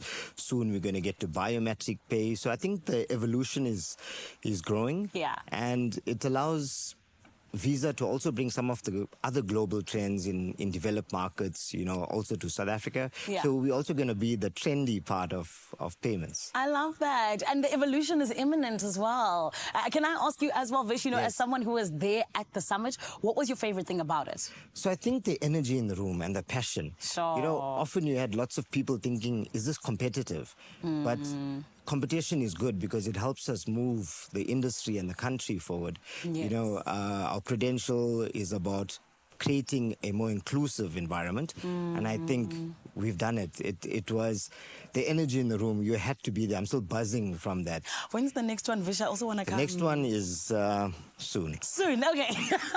I'll definitely take soon. But just watch the space. I love that. And Vish, something I just want to touch on again before we let you go, because we know you're a very busy man, that e-commerce growth. You know, of course, you spoke about the fact that it comes from people being educated and genuinely just being more in the know about what you can do with it. But what would you say to young people who are possibly wanting to go into entrepreneurship? Why is e-commerce such a good avenue to visit?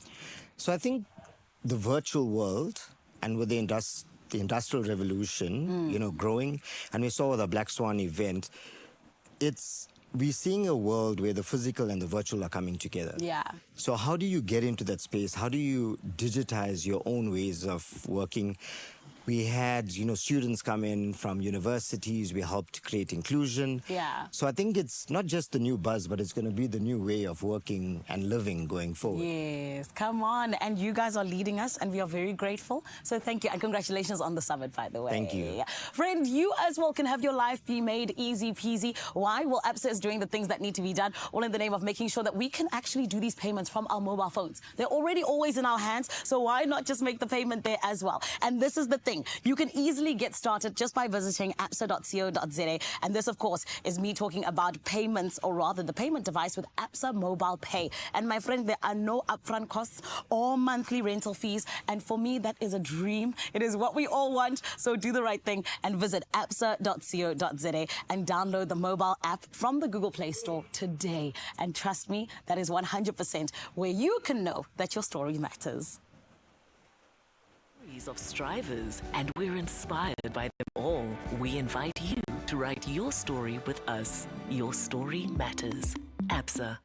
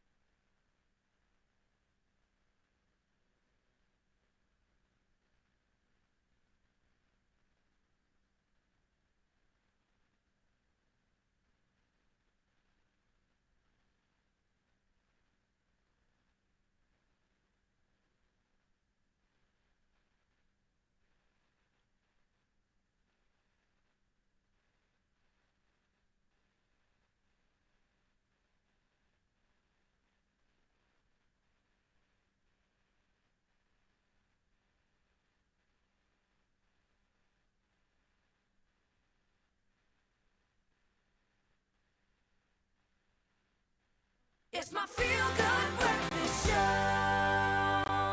Welcome back. As we hit the movies, that's why we brought in Mr. JP Sebastian. And I think this one is going to hit a lot of us really hard because it should. We are talking about Back to Black, honing in on the incredible talent that is Amy Winehouse. So an incredible story that came to a tragic end at the age of just 27. There is so much to be told in a story that feels like it's been told, yet we might not know the full scope and added pressure, I think, then on the filmmaker to get this spot on. Yeah, so speaking of been told, just so you know, this has been out for a week already.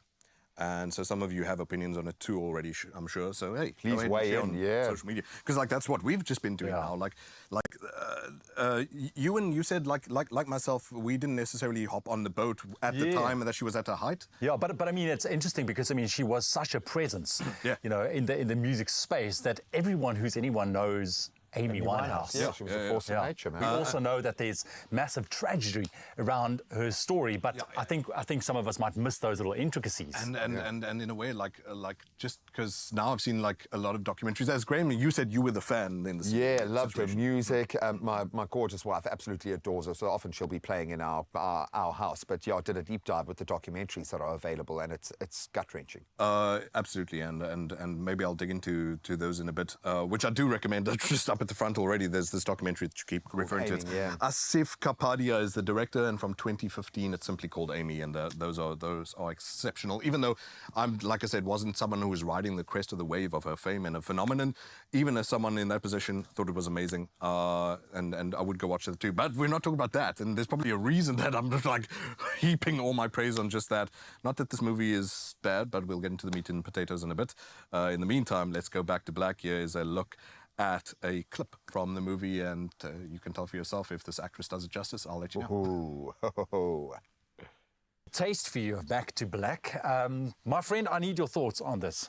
Because, I mean, a biopic. I mean, how do we look at a biopic like this? I mean, in terms of the authenticity. We're just continuing conversations we've been having off camera, and maybe like a lot of you guys are feeling this way too. Like, whenever I talk to people about biopics, they're like, I've hit a limit, dude. I'm tired now. Like, you have to either tell it in a way that's fascinating, makes it pop, makes a person come back to life, etc., etc. And so this story follows her adolescence from the time that she was living with her parents, and she did that for quite a long time because what's sweet is it makes her out to be, as you were just discovering yourselves or rediscovering, that she's just a person. She's just a kid, man. She was just a young She was a chav. She was got a ball of talent. And wanted to stay that. Except, you know, does this industry allow you to, etc., etc. So, starts before the album Back to Black, and you see her running around the streets with her friends, just being a teenage girl. She had like a grunginess about her that was so authentic that you couldn't mass produce commercially. Like, if you had it, you had it. And it's especially weird considering that you learn that with the label, which again, a lot of you might know this already, but in the movie they show that her label was the same people who distributed Spice Girls. So she has this sort of falling out with them from get, like on the phone. She was like, let me tell you what I think woman power is, and I'm not going to be that for you. And like, so she's immediately adversarial. Then it's centered strongly, as you're seeing right there, on the husband in her life. That is Blake Fielder Civil in real life. And so the movie centers sharply, I think, on that relationship. I hear you sigh, Graham, because I think that there are a lot of people, like tethers left floating. Like there's a lot of baggage there, Do you talk about blame in these situations? And I don't think one does, obviously.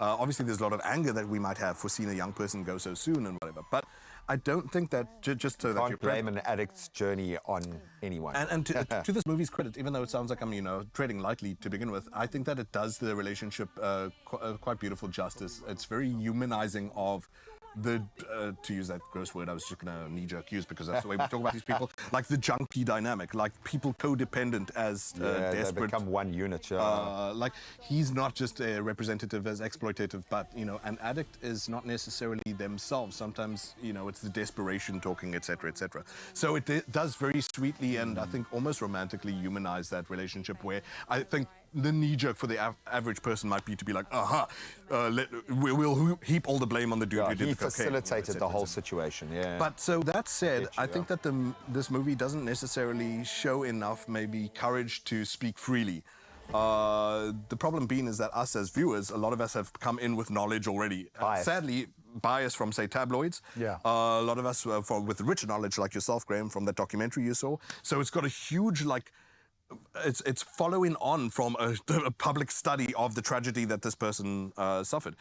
And it doesn't necessarily sink its teeth into that very well. Aside from that, also just in design, it feels like sort of quite pokey, even though what we're talking about here is a story about how we, as human beings, consume artists.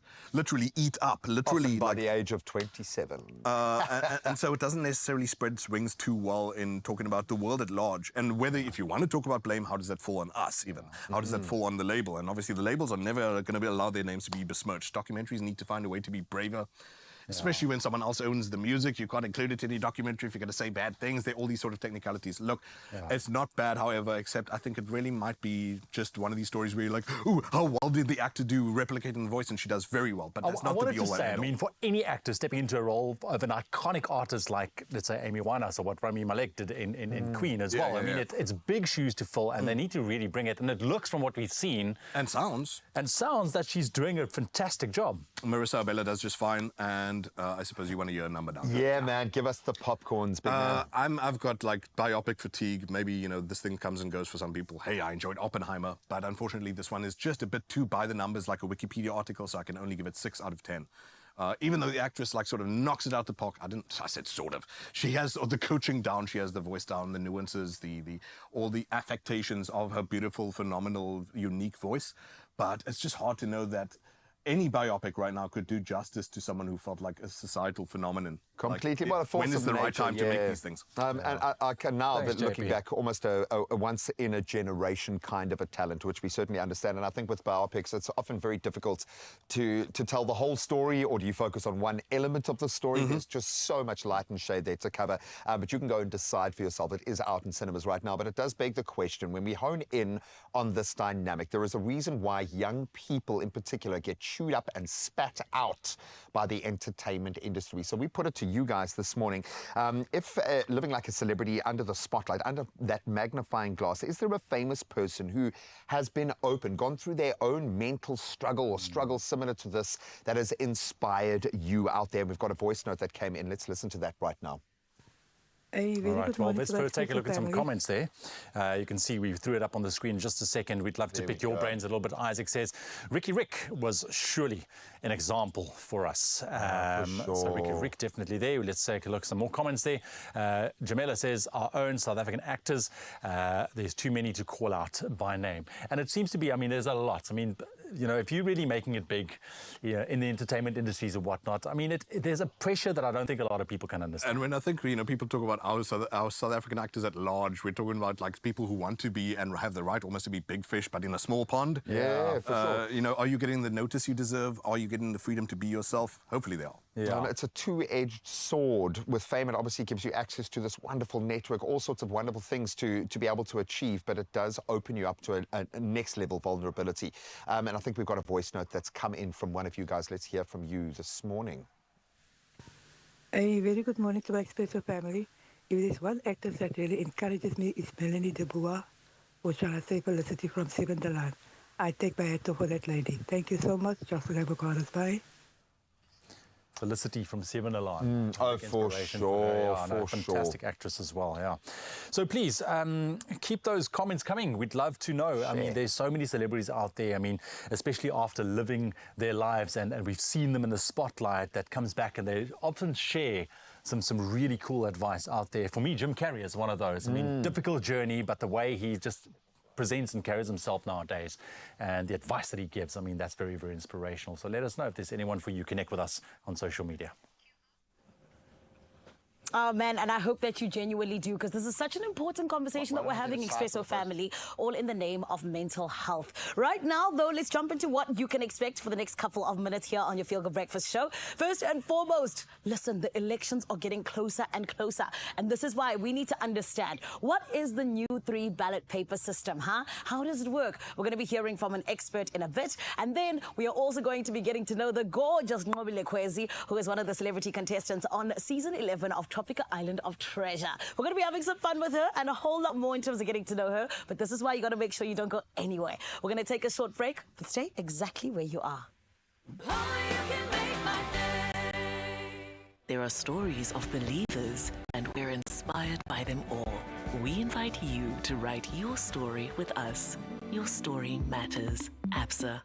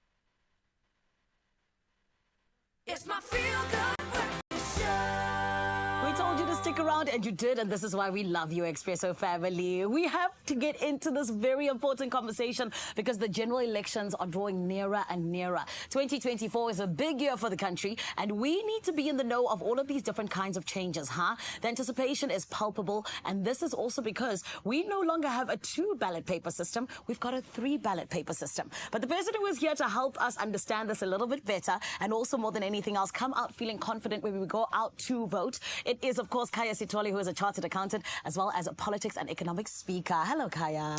Hello. How are you? Good, and you? I'm good, thank you. Kaya, let's jump right into it because history is being made by South Africa yet again. 3 ballot paper system. You know, what does this mean for us, and what's your take on this historic development? So historically, we've always had access to 2 ballots at the national election, which meant that you obviously were voting for the 400 members of the National Assembly, which we call the big parliament. And then there was also the question of who you wanted to run your province. So that was the provincial ballot. Yeah. So what happened is that at some point in time, there was a query that was raised about why is it that a person can only be a member of parliament if they belong to a particular political party. Yeah. And the answer was that actually there is a problem with that. So what the Constitutional Court then said in 2020 that actually it is unconstitutional to say that people can only participate as prospective members of parliament if they are part of a political party. It meant that if you want to do so as an independent candidate, you should be allowed to do so. Sure. So what the IEC has had to do over the past couple of years is to then figure out what is the one way in which you can then enable independents to actually participate in the election. Now, obviously, the biggest problem with being an independent candidate is that there's only one of you. Yeah. So the question of, well, actually, what happens if you pass away, for example, is still unresolved. So what the IEC then decided to do was to say, well, actually, when it comes to the 400 seats that you're voting for at the National Assembly, let us then split into 2. So the first ballot paper is exclusively limited to political parties. Okay. And they are essentially competing for 200 seats. So half of the seats in the national legislature are only being contested by political parties exclusively. Yeah. And then what the second ballot then says is that if there is an independent candidate who has met the threshold for actually, participating in this election as an independent candidate, then that person, you can decide to vote for them or not in the second ballot.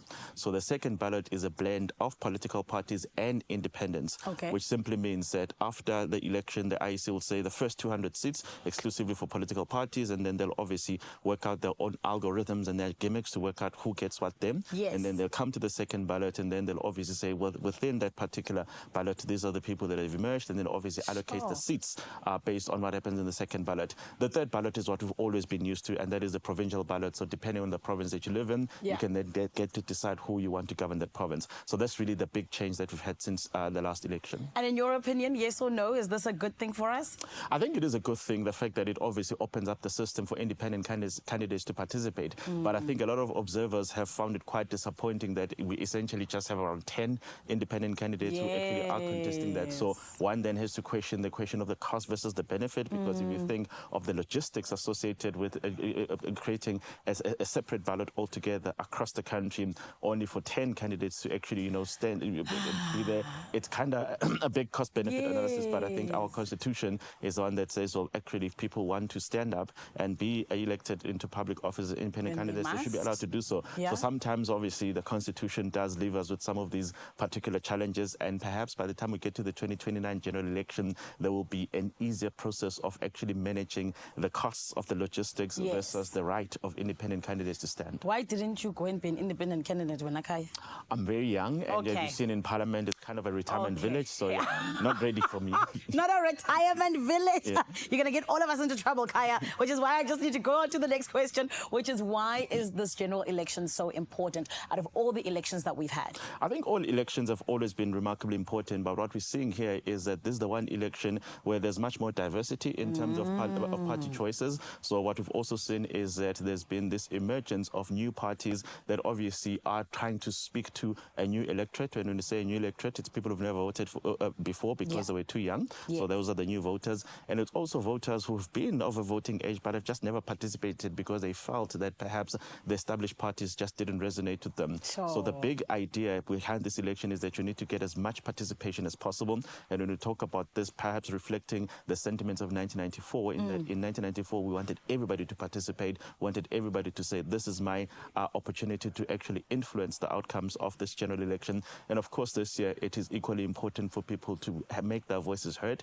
And I think not only do we have the diversity of parties, perhaps the diversity of issues that people think should be tackled is quite important. So you're not going to find the perfect manifesto. So some parties have got manifestos that run into over 200 pages. Others have got much shorter manifestos. And obviously, as a citizen, there will be a range of issues that you think need to be addressed and need to be tackled. But there's probably not going to be a perfect manifesto that addresses all of them. So you really just have to find the one that resonates closely with the type of issues that you want to champion. And perhaps this opportunity of having 3 separate ballots means that you can decide that, well, when it comes to national policy agenda, I think this is the party that speaks to it better. When it comes to the issues that are much closer to my jurisdiction in the provincial ballot, this is the party as the second party that speaks much closer to those issues. So you also have that opportunity as a voter to say, well, actually, I think there are particular issues that I want that party to tackle at that particular level. So therefore, I'm going to choose them here, and I'm going to choose somebody else here. Beautiful. Kaya, thank you for coming and enlightening us. We really do appreciate it, because some of us, we don't know. But the fact that we get to be educated by people like you, it means a lot. So thank you for waking up for us. Go out and vote on the 29th of May. There we go. You heard it right here on Expresso.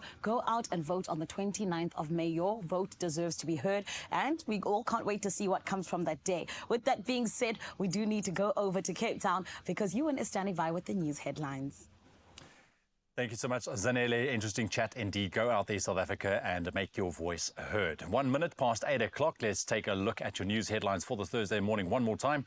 The Springbok rugby captain, Siya Kolisi, has been included in the news magazine Time's annual list of 100 most influential people. Now, this list was released yesterday. Comedian Trevor Noah writes in an article that the Springbok captain is the personification of hope.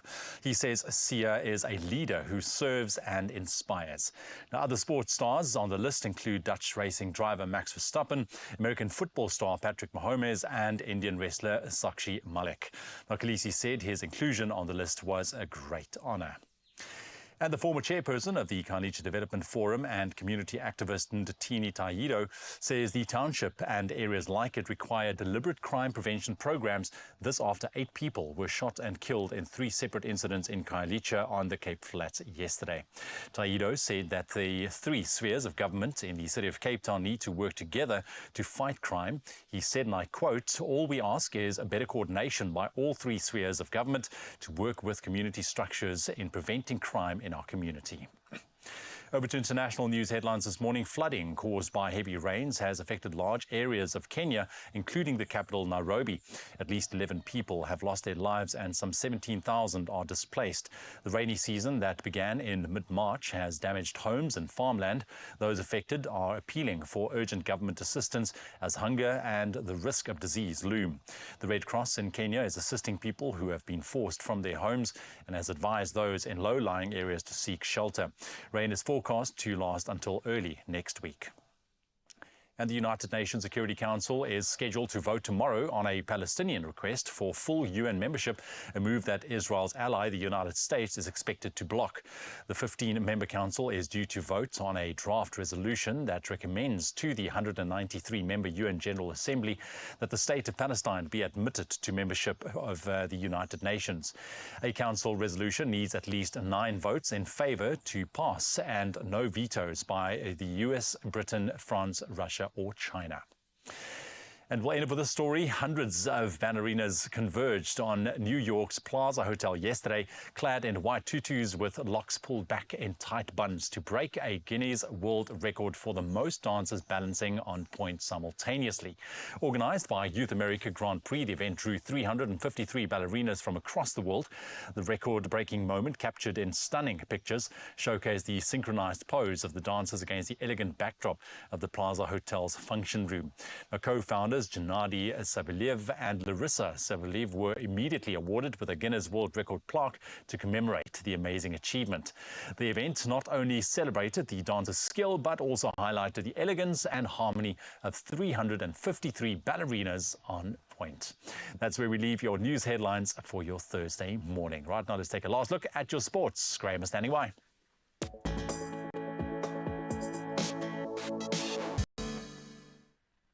Thank you so much, Ewan. Some records being broken in the sport as well. But let's start with last night's champagne football. A 63rd minute header by Joshua Kimmich, securing a 1-0 win for Bayern Munich over Arsenal, granting them their spot in the Champions League semi-finals. So the 3-2 aggregate quarter-final victory marks Bayern's return to the last 4 since they clinched the title back in 2020, an ominous sign. But for Arsenal, on the flip side, it extends a very disappointing week following their first league loss of the year, and in so doing surrendering the top spot in the Premier League table. And elsewhere, Real Madrid, they were able to avenge their past defeat by the team sitting at the top of the log now, Man City. And they, as a result, advanced to the Champions League semi-finals 4-3 on penalties after a gripping showdown last night at the Etihad. So despite an early lead from Rodrigo, then Kevin De Bruyne's equaliser left the match tied at 1 apiece, and on the night 4-4 on aggregates. However, City's journey in the competition came to a crashing close as Madrid's Andriy Lunin emerged as the unlikely hero, saving 2 crucial spot kicks from Bernardo Silva and Mateo Kovacic, 2 specialists. So as a result, Madrid will now clash against Bayern for a place in that final. Harry Kane's going to get his shot. Can you believe it? Now, I mentioned history being rewritten. We were treated to one of the best games of cricket I think ever played yesterday. Sri Lankan women's captain Chamari Atapattu outshone our incredible Proteas skipper Laura Wolfart in a remarkable showdown, guiding her team to a series-levelling 6-wicket victory at the JB Marks Oval in Potchefstroom yesterday. So while Wolfart notched the highest ever individual score by a South African woman with an unbeaten 184, Atapattu's sensational 195 of just 139 deliveries propelled Sri Lanka to that historic chase and marked the first time ever that a score over 300 had been successfully chased down in women's ODI cricket. That was absolutely incredible. But Laura, we love you. Congratulations. What a milestone. Now, finally, we turn to tennis, and Rafa Nadal's farewell at the Barcelona Open turned a little sour as he suffered a resounding defeat against Australian Alex de Minaur on the court actually bearing his name. So despite winning the tournament 12 times now, Nadal bowed out in the second round uncharacteristically committing 42 unforced errors in his 7-5, 6-1 loss. But despite the setback, Nadal does still remain optimistic, eyeing a strong performance at the upcoming French Open. Hopefully he's got it all out of his system and he'll be back to his happiest clay court arena in France. But that's where we leave our sport for this morning. Let's get one last take on the roads.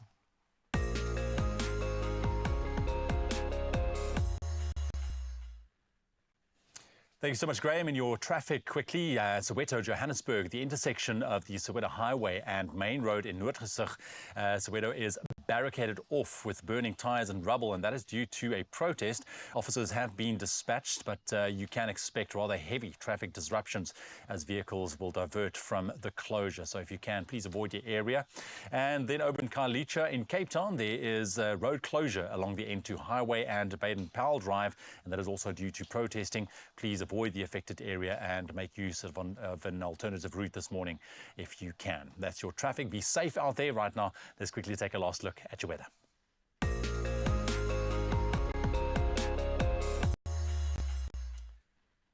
Just before we dive into your temperatures this morning, the SA Weather Service today has issued no warning, but meanwhile, the KwaZulu-Natal government says it has submitted a request to the National Department of Cooperative Governance to have the Margate floods be declared a disaster.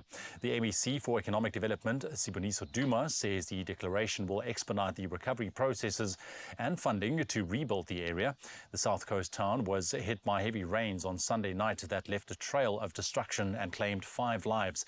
Duma says it's clear climate change is affecting every sector of the economy, and Sunday's floods have now reversed the gains made after the April 2022 floods.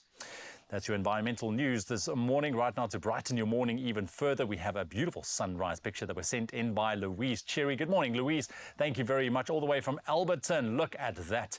Photographic skills coming into play with the sun just beckoning there on the horizon. Appreciate that. Thank you very, very much. Definitely puts a smile on our faces this morning.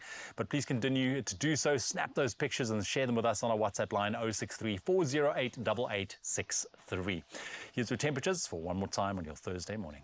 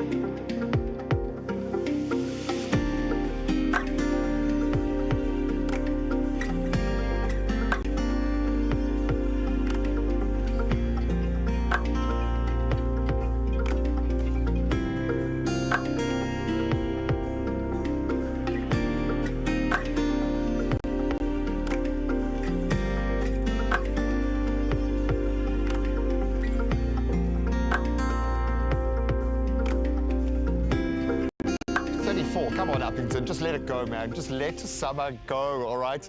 Now, if you're a passionate sport fan like me, if you love the game, you can use that sports know-how to predict actual match day results and then claim your share in today's sports stake jackpots. So your chances of winning big could become a reality way off the pitch, in fact, in the comfort of your own home. So you can play your favorite sports stake game on the nationallottery.co.za website.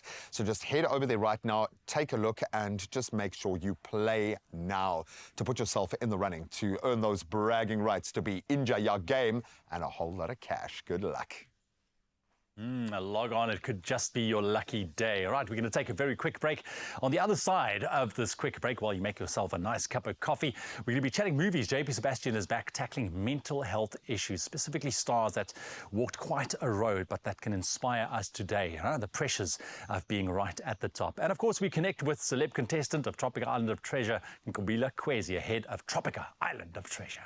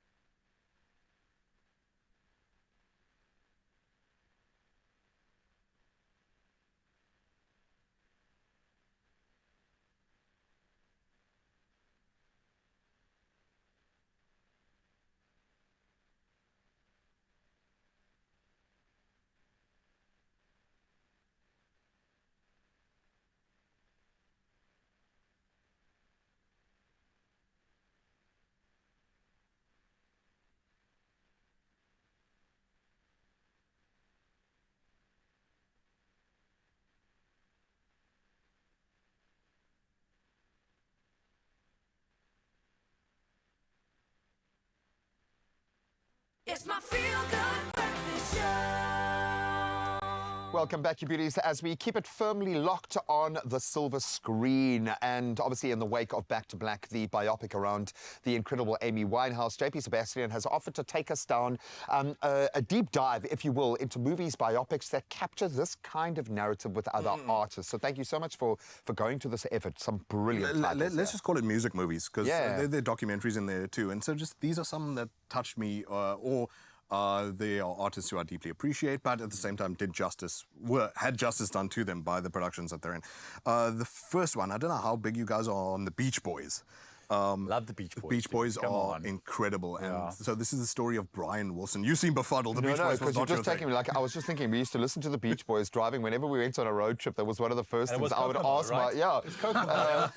You're late Beach Boys then. No, but 100%, man. So specifically, this is pre-Kokomo. This is Brian Wilson, who is the producer and one of the geniuses. He's actually, like, to this day, living genius. He's the man, Love and Mercy. The dude is incredible. He did stuff with music where you're just like, is that allowed? Is music allowed? Is sound allowed to do that? Is pop allowed to do that? So you're obviously looking there at John Cusack, you're looking at Elizabeth Banks, and Paul Dano, who brings in, I think, a role that you might find similar to, obviously you saw The Batman recently, where he plays the Riddler. So again, he's so talented. He's so deeply talented, man. Paul Giamatti's in this too. And the story of Brian Wilson, aside from the fact that he is a prodigy, he is a genius of sound. And the Beach Boys, even though they were doing schmaltzy pop music, they're doing the weirdest things to your brain and to sound. That also comes about through the fact that he struggles with mental illness, specifically. And so I call this segment Artists Through the Dark, and especially we spoke about Amy Winehouse struggling with whether substance abuse, depression, etc. So depression was one of the things that Brian Wilson presently still struggles with, because, you know, does one ever get over it? You just sort of learn how to manage it. And he had what was called, well, still has schizoaffective disorder. And how that presents is through auditory hallucinations. He had in his head what he referred to as heroes and villains. So voices that might pat him on the back and then on another day, you know, beat him up. Tear you apart, And that's actually a reason he didn't play his song called Heroes and Villains for 30 years. But anyway, whatever. We're jumping between two times here, as you can see. Paul Dano plays Brian Wilson in the early years, and then John Cusack, this is after he has an eating disorder. This is after he's bedridden for decades. He just lays in bed for, like, I think 20 years. Just unplugs, disconnects. And it's just, it's so hard. Well, not unplugs and disconnects. He's depressed. It's just a heartwarming ride. So here's the next one for you, however, and that is Muscle Shoals. Muscle Shoals is a tiny town in Alabama, a population of 16,000, but I don't know if you can see on that poster some of the names that are involved in this documentary. So modern ones, you've got Bono, you've got Alicia Keys, you have Aretha Franklin, Keith Richards, Percy Sledge, When a Man Loves a Woman. That's where this comes from. You see that dorp? You see that little that bobby shop that man standing in front of? That's where some of the greatest music came out of, a town of 16,000. And one of the other crazy things about it is Rick Hall and his team of session musicians. They're all these white dudes, and they're playing soul music. And in fact, one of the jokes that you even hear in this trailer, I've seen the whole thing though, and I recommend you do too, is that I think it's Wilson Pickett who's like, man, I love the sound that you guys create, but as long as you can get me those black boys who play behind you. And Rick Hall's like, I can, but you're going to find them mighty pale. So, like, there's the phone call I was just talking about now.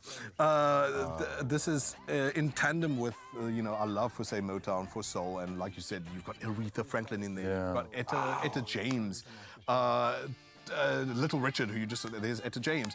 Then you had modern artists who were like, I need to capture that sound. So the documentary includes names like Bono, includes names like Alicia Keys, etc., etc. And obviously the Rolling Stones wanted to appropriate that sound too. That's JP's anger about the Rolling Stones for other reasons, but whatever. Shame, they're good too. Muscle Shoals this tiny dorp of a town, but what's really like painful here is that Rick Hall, you learn his story in this documentary, and the dude has had to, I mean, he grew up, his bed was a straw mat. He grew up in complete poverty and then ended up creating a sound that changed all of our lives. Literally, the whole industry owes a debt of gratitude towards. Please do watch that one.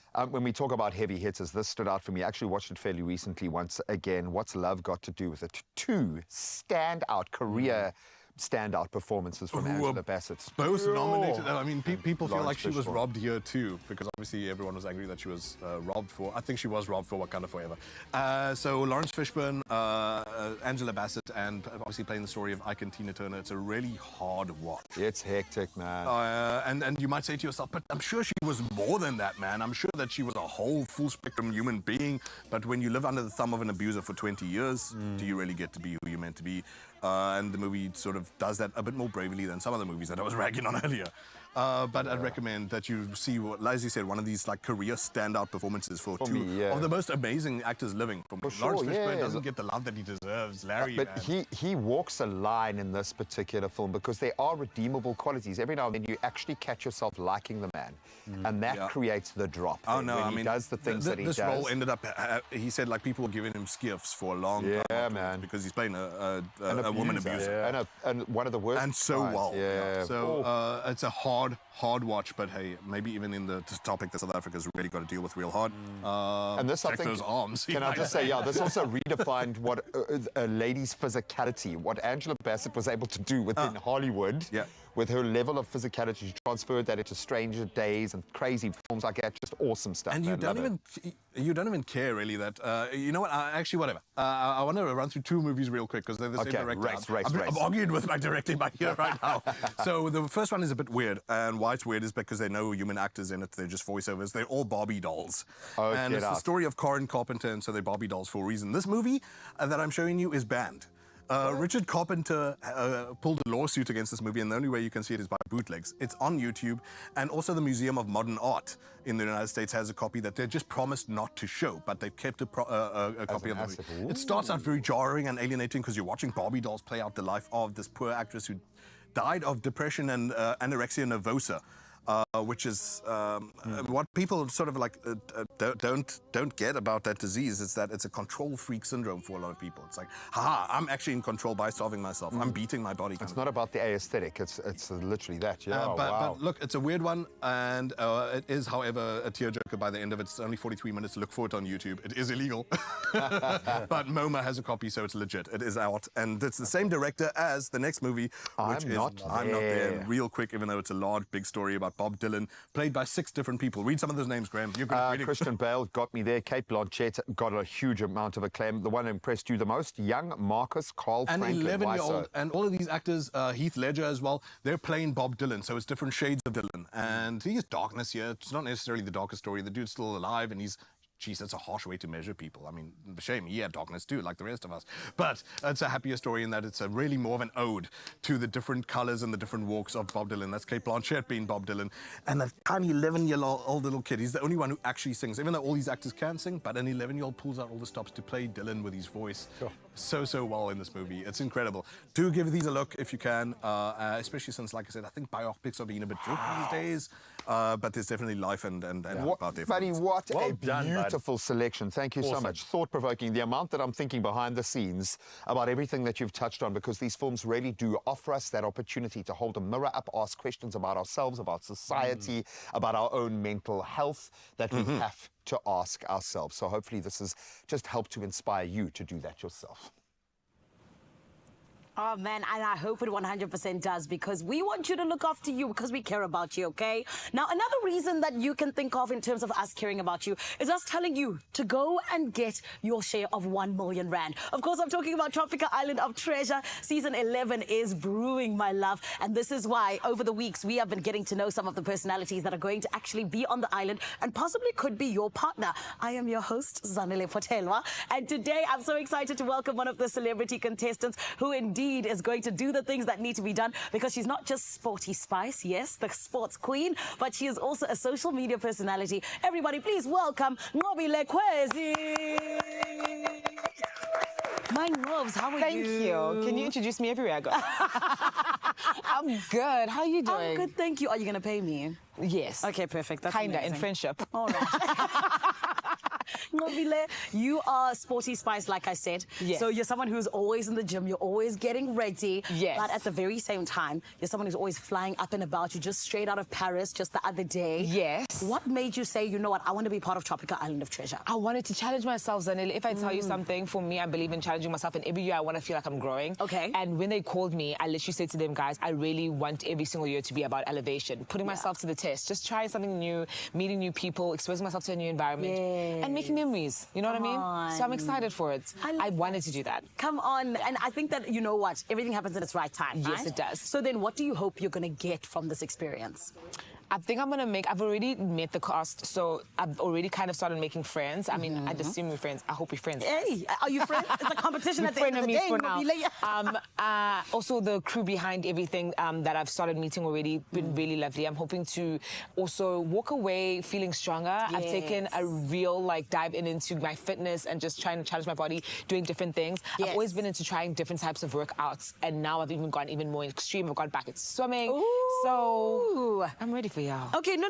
Okay, we're ready for y'all. Okay, girl. So then I want you to do an even deeper dive into that, because we know that you are getting ready along with the other celebrity contestants. What are some of these different things outside of swimming that you're doing to make sure that you are ready for the island? We're doing Pilates, we're running, we're hiking, whatever we can do, paddle. I'm trying to also do more team sports, because essentially we're going to be playing with teams, right? So you want to also find a way to also exercise that team energy, because synergy is so important. And if you have that team building energy within your bones ready to go, you're going to be able to work and gel with somebody instead of coming in and being oh, I'm by myself, and you're isolated when it comes to training. So that's been me. And I just feel now I want to kind of go running again. I've been hiking a little more, jogging, but I want to go sprinting and running a little more again. Just kind of keep... And you're going to be sprinting on the sand, my babe. You're going to be sprinting on the sand. Yo, guys, keep us in your prayers, eh? Listen, you sound like a very smart person when it comes to what you have in terms of strategizing for Tropical Island of Treasure. But the thing is, you got other contestants who are just as smart as you. Yes, and they this all is why, exactly. This is why I need to ask you, amongst all of them, who genuinely scares you a little bit or makes you feel like, you know what, you're going to be Can the camera zoom into my face? Okay, right over there, right over there. Chad. Yes. My boy, I peep you. I'm peeping you closer. I see you. And I've said this before. I'm saying it again. I see you. Tell us more. Why Chad? Chad, I bump into Chad at almost most events, actually, funny enough. And every time I'm seeing this boy get stronger, and maybe because I keep bumping into him specifically, and not to say that other contenders are not strong, but Chad is just, he said to me he's gymming once a week. Now you tell him he's gymming, I mean, not once a week, once a day, and now you tell him he's gymming twice a day. Chad, what's going on? Why you lying to me? I just want to know why No, you probably saw him at a specific time, because he said he ramped This was 3 weeks ago. Yeah, he said he But I also did tell him that I was training twice a day, so maybe I didn't help myself in the situation. They are live here, flying everywhere for Tropical Island of Treasure Season 11. The spice has already started, everyone. I'm scared, but I'm excited. Yes, I'm super excited. Yes. I'm excited. I also want to see how it's going to pan out. Just I think that we always focus on physicality. Yeah. I also think that this mind is going to be important here, because 100%. we need to survive a period of time on an island with people we don't know, make team members with them, and really go for gold. So I'm excited to see how we think, how we are around the later stages of the competition. So, and honey, it's not just gold. It is literally your share of R1,000,000. My chinkura. Exactly. My randala. Oh, you're claiming it. Okay, Nqobile, we see you. So of course you did mention that it is a mental game, but both a physical game. Yes. So now let's talk about you as Nqobile. What would you say is your greatest weakness that you think you have to overcome to win this competition? I'm gonna never tell you my weakness. I knew it. They always say this. Why would I tell you my weakness? My competition is watching me right now. I know for a fact they're watching. So I don't have any weaknesses. And if it's a weakness, it's an opportunity to get stronger, and I'm working on it. Just know that. Oh my goodness, I am done with her. And listen, we are not done as a whole though. I just mean that listen, there's a lot that's happening, and we're gonna get to know more about it. Forgive me. All in the name of Season 11 of Tropical Island of Treasure. We're going to take a short break, but later on we're playing a game with Nqobile to see how, mentally strong she actually is. Don't go anywhere. Your Feel Good Breakfast Show continues. Drained? Dehydrated? You have lost more than just fluid. Recover faster. Add Rehydrate, SA's #1 oral electrolyte mixture.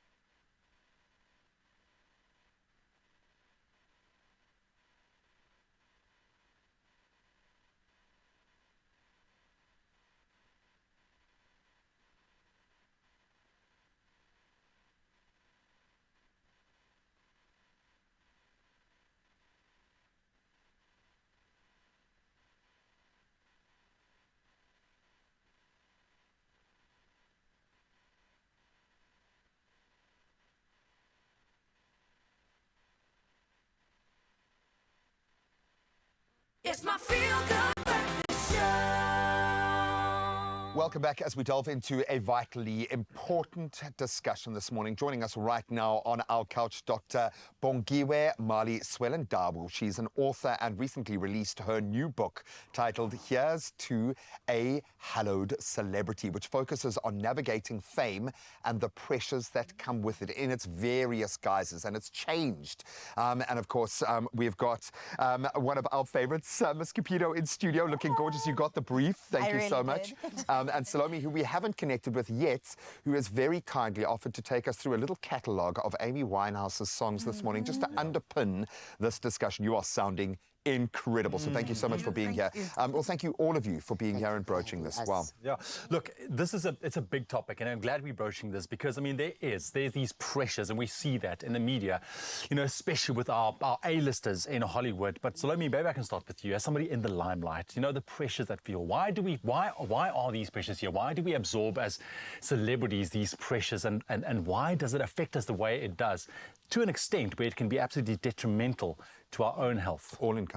For me, it's a lot of pressure because you know, people, when they see you, they think that you are this big singer and you're always happy and all of that. But it can really, you know, it really gets to me sometimes because I think people forget that we're human, you know, and we. They see you, mostly on a screen or somewhere else. We are human, so we live a life. We have things that normal people do. Yeah. So I try to just, you know, meditate a little bit or just, you know, cut myself off sometimes. But yeah, it can be a lot of pressure. You forget, as an artist, there is a reason why often tortured comes before that, because they're able to go to those emotional spaces, to be real so that people can see themselves represented in you. You are that, but it's not a choice. It's not a marketing gimmick. You are who you are, and your artistry comes out as a result. That speaks to whether you're a musician, artist, or content creator. And Chris, I want to put it to you now, because the kind of connection you have with your fan base is different. It's one-on-one. Whether you've got 10,000 or 1 million followers, it's one-on-one, which is a different level of expectation and pressure. How do you see this manifesting in your space as your bubble kind of, it's maturing now? You're on that phase of your career now where it must be getting real. Yeah. The pressure still felt either way, I would say. And like you're saying, Graham, it is very personal. I mean, I definitely started social media in order to connect one-on-one with people. I'm also on radio, so I've got that background of intimacy when it comes to an audience that I'm speaking to. And I think often with celebrities in the traditional sense, there was always that distance that afforded you mystery. And now that mystery's kind of gone. You know, that bubble has been popped. For good or for bad. For good and for bad, exactly. And now it's just me every single day. If I wake up and I do a story in my pajamas, it's kind of taken that veil away, you know? But I think there's something beautiful about that. People are kind of tired of the celebrity. They want to be closer to those people they admire. Whether you're a role model or not, I think that there's something to be said about being able to be seen. If you're somebody watching TV, if you're somebody watching social media, representation matters. And so if you can tap 100%. Into that and be like, you know what, there's something about Carissa that I relate to on a deep level. And although that does come with some sort of pressure, it kind of also is alleviated because you're going, I'm like you, you're like me. Let's kind of journey this together. But do you think this is where this pressure really comes from? Because we always say, you know, if in order to look at your mental health, to make sure that you are stable and you are functioning, you need to communicate how you feel. But as celebrities in the spotlight, right, oftentimes it doesn't matter. Maybe you wake up or you had a very difficult day or a challenging day. You are not in the best spaces mentally, yet you immediately know that you need to perform in a sense. And you need to activate yourself and kind of suppress that. And if you do that for long enough, I can fully see. Yes, that is the difficult thing for me also. Right? But I always, you know, I go on stage and I'm thinking to myself, you know, this people doesn't know. They didn't ask for that. I need to be on stage and entertain them because they probably feel the same. How you feel. Yeah, exactly. Doc, can I put this to you? Because I went through something, and I'll speak openly here. When I was separated from my family, and Sham, this whole crew will remember just how insane I got. After 4 months of being separated from my family, expecting it to only be 2 weeks, I had a complete mental breakdown through the process of being on air. Luckily, the whole world was crazy at the time because we were in the throes of this craziness of COVID. But this healed me. being able to connect with other people and see where everyone else was and understand that it was actually okay. In fact, this being live on air became my safe place, amazingly enough, because I was feeding off that validation and that energy. Yes. Therein lies the danger. When you talk about in your book, barren soils, because that strikes a few different chords with me in terms of my own interpretation, but what does that mean to you? My interpretation of that, thanks for that question, Graham, is like vegetation. Not every plant or veggie or grass, anything like that, can grow in any type of soil. Well, for sure. You see, they grow suitably to a particular soil type. Same as you celebrities. I'm not. You not yet, sister. Remember, you're on national TV now, girl. Many people around you that will either construct your journey better for you or be the reason for your downfall. Yes. So in this journey that you are working on, you need to identify which people are not barren for my growth and my talents. You just don't go and take everybody, package everyone into your journey and go with them. No. You've got to look. You need to be selective. You need to have a selection criteria. Who is going to be applauding you? Who's going to be your cheerleader in this talent that God given you? Who's going to keep you in check? Exactly. That as well. When we talk about Back to Black, the movie that we've been focusing on this morning, telling the story of Amy Winehouse, that very much, there was so much, and JP pointed that out to me, is the bias for me was I want to blame her boyfriend, I want to blame her dad for keeping her hooked on heroin. It's the addict's journey and responsibility to take. We don't use the word fault because things change when addiction comes into that space. And I think often we have to think about you taking responsibility for yourself as a celebrity. It's not the person doing it to you. You chose to be with that person or surround yourself with those people. It's that personal journey. So, Lomini, we can come to you because just like so many artists out there, Amy Winehouse, like we've seen, walk this road. It's an incredibly difficult road, with depression and everything that goes with it. You've been very open about your depression as well in your journey. And it comes back to what, Carissa, you were saying. I think people nowadays want to see that more vulnerable side of the people that they follow, the people that's in the limelight, right? How do you go about managing it? Because, just like your story, there's so many other celebrities out there.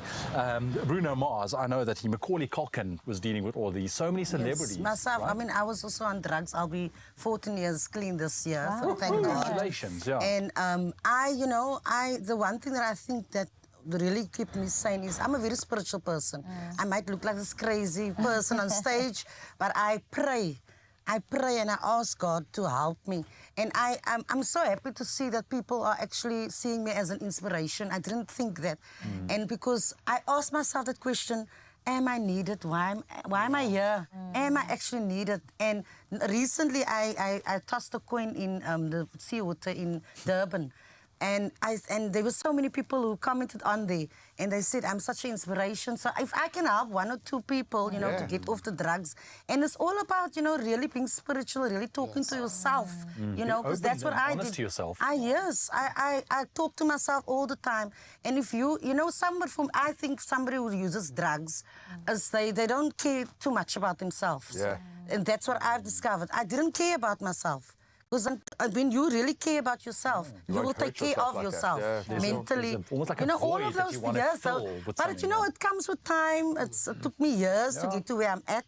I'm 45 years old. I think I wouldn't have been like this if I was 25 years old, if I was younger. But the older you get, the more wiser you become, and I really become spiritual. Talk to God, whatever religion you are in, and that is also the way I became positive about myself. That's so important.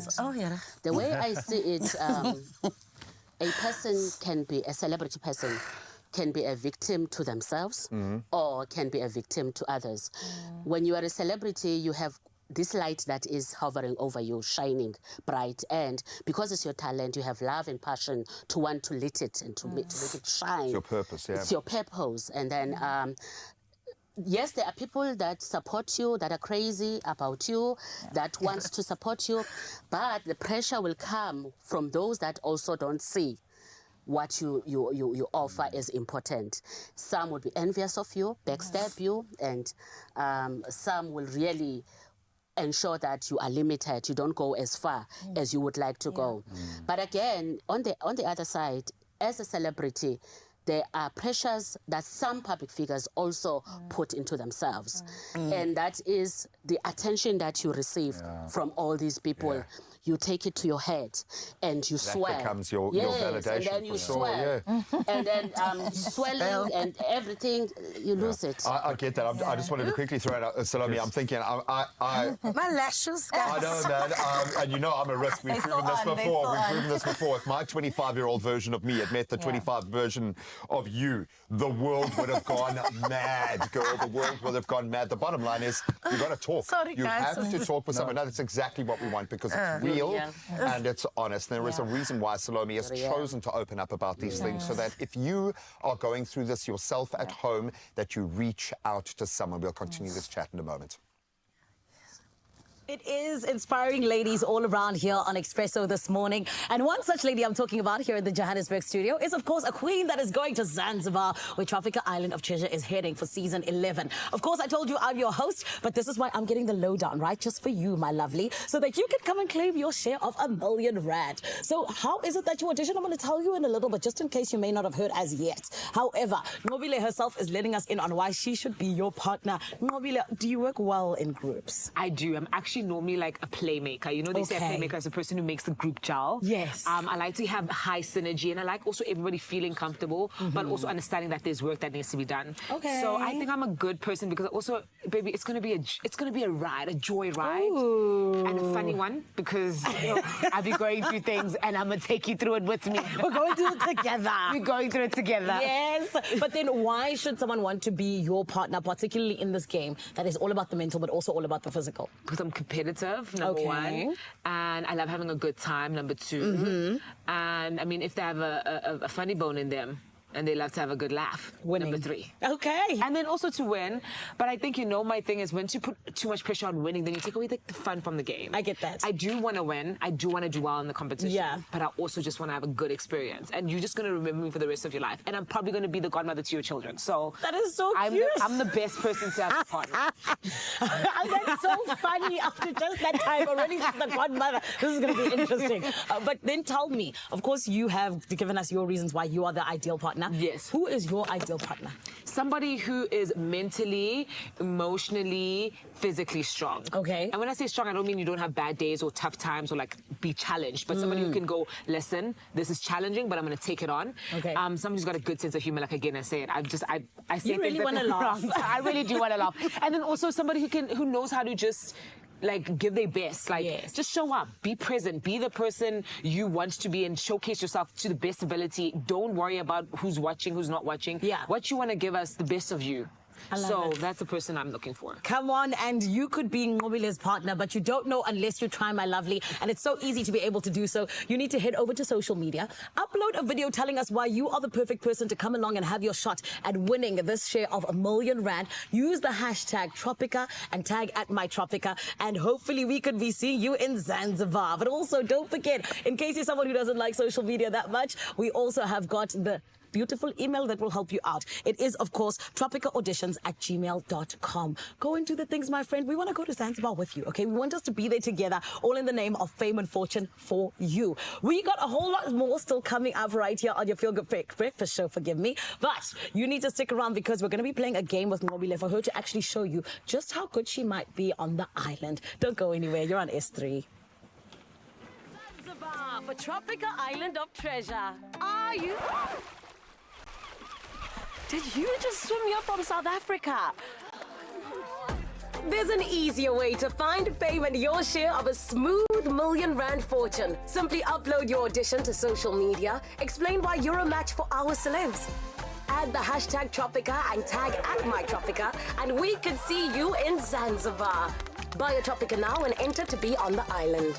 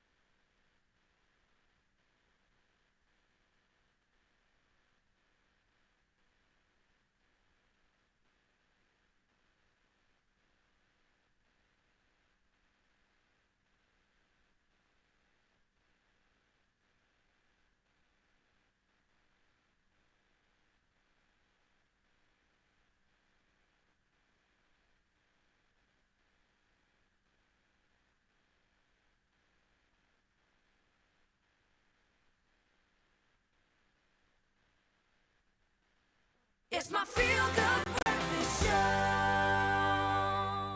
Welcome back to Feel Good Breakfast Show, Expresso right here on S3. We are back with our panel, Carissa Salome and Dr. Bongani Mali Swelendawo, and of course the author, like we've said a little bit earlier on, of the book called Here's to a Hallowed Celebrity. And we want to focus on that just a little bit. Dr. Bongani, it seems that there's so many truths in this book, but I want to know, why did you decide to go about this book and write it in such a way that it's just so thought-provoking, specifically dealing with people being put on a pedestal. Also, of course, looking at our celebrities. That's what we were talking about this morning on the back of the film, the Amy Winehouse Back to Black. Why was it important for you? It was important simply because I view celebrities from a distance. I'm not in that space, but I see, because I'm also like anybody else looking at the media and seeing stories, hearing stories about people that some take their own lives because of depression. Then I thought we need to come with an aid, and I written the book based on that you can cope, you can shine as a celebrity, but you can also ensure that your light doesn't become dangerous to your life.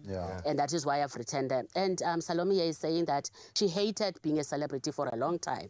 And I'm saying that there's nothing wrong with being a celebrity, because it's not about you as a person. It's about that light, that talent that you are offering to the people out there. She's mentioning that some people are saying she's an inspiration. And it's exactly that. Look at it like that, that you are making a difference in a person's life. Well, like the Tylers of the world wouldn't exist without the Salomes of the world. Exactly. And it's the bottom line. And there might even be a direct correlation there. I haven't spoken to Tyler, but that's the bottom line. The best parts are the worst parts. I have the saying that I speak to myself all the time: never hide from the light, always face the darkness, because that's always what it feels like for me. The light is often scarier than the dark places when you're on your own. Yes. Was there a moment where you were able to, did it happen in a moment where you took that step back into the light in a way that was positive for you, as we see you now every time you come onto our show? Or was it a person that took you across that threshold? How were you able to get that right? I would say my wife. My wife has been really my rock. She's here. So she's really been a positive vibe in my life, really. And I would also say, like, you know, I started this whole thing now on TikTok, where a lot of people didn't know that I was the singer. Like, there's more people came on board now following me on TikTok. And the people, there is so many people who are so positive, just positive vibes. You know, the minute I see negative vibes, I turn my back and I'm like, no, I don't have the time. I don't have the time. Because people will. So, yeah. They will. Yeah, it's like you said earlier on, to be selective with the people in your life and the circles that you're in. But just don't work with anybody. Yeah, exactly. You know, when I asked you about your book and why you felt the need of it, I mean, you spoke about, you know, people taking their own lives due to things like depression. You know, and a hard-hitting one for me, if we take a look at it in a celeb space, is comedian Robin Williams, who for years made us laugh. And we saw this man, but we never knew what he was going through. Now, in that light as well, I want to ask you, who is this book for? Yes, we are looking at, you know, there's so many stories of celebs we follow, but who's this book really for? Actually, this book is for every person that is a public figure, whether it's in sports or whether it's in politics or the entertainment industry. This book is for them. Whether you're doing well and the status of being a celebrity is not harming your life, or whether you feel like, you know what, I need help. This book will give you all the ways in which you can cope with this status celebrity. Because, Carissa, I mean, isn't it like, I need help, right? Yes. Yeah. And so oftentimes people in the limelight, the spotlight, we're not going to say, like, listen, I need help, you know, because we have this image. And everyone's telling you to do it, but you're still showing weakness when you do it. You don't want to do that. That's how it's seen, for sure. And I'm hoping that, you know, the general narrative around asking for help will change, because it used to be seen as a weakness. It used to be seen as, oh my, what's Carissa doing now? But I really think, I mean, there's nothing stronger than stepping out and saying, okay, I cannot handle this burden on my own anymore. And I'm even speaking to myself when I say that. I mean, there are many things that I also deal with that I used to be a little bit more open about, but as you, I guess, climb in the rail of being a little bit more bigger in the public figure space, you feel a bit more shy about being open about that. You know what I'm saying? Because there are more people, more eyes on you.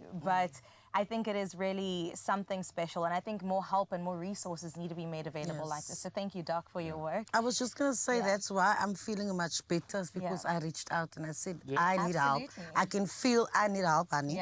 You know, I said that to my wife, and I went for therapy, and it did me very well. But I'm still a working process. I'm still... It's called the human condition, ladies. We are all a work in progress. Yes. Luckily, we've got a beautiful handbook. If you're in the industry, if you're like Carissa, if your bubble's about to blow up in the biggest way possible, guide yourself through the journey. You can rely on the people around you, yes, but you have to be that true north.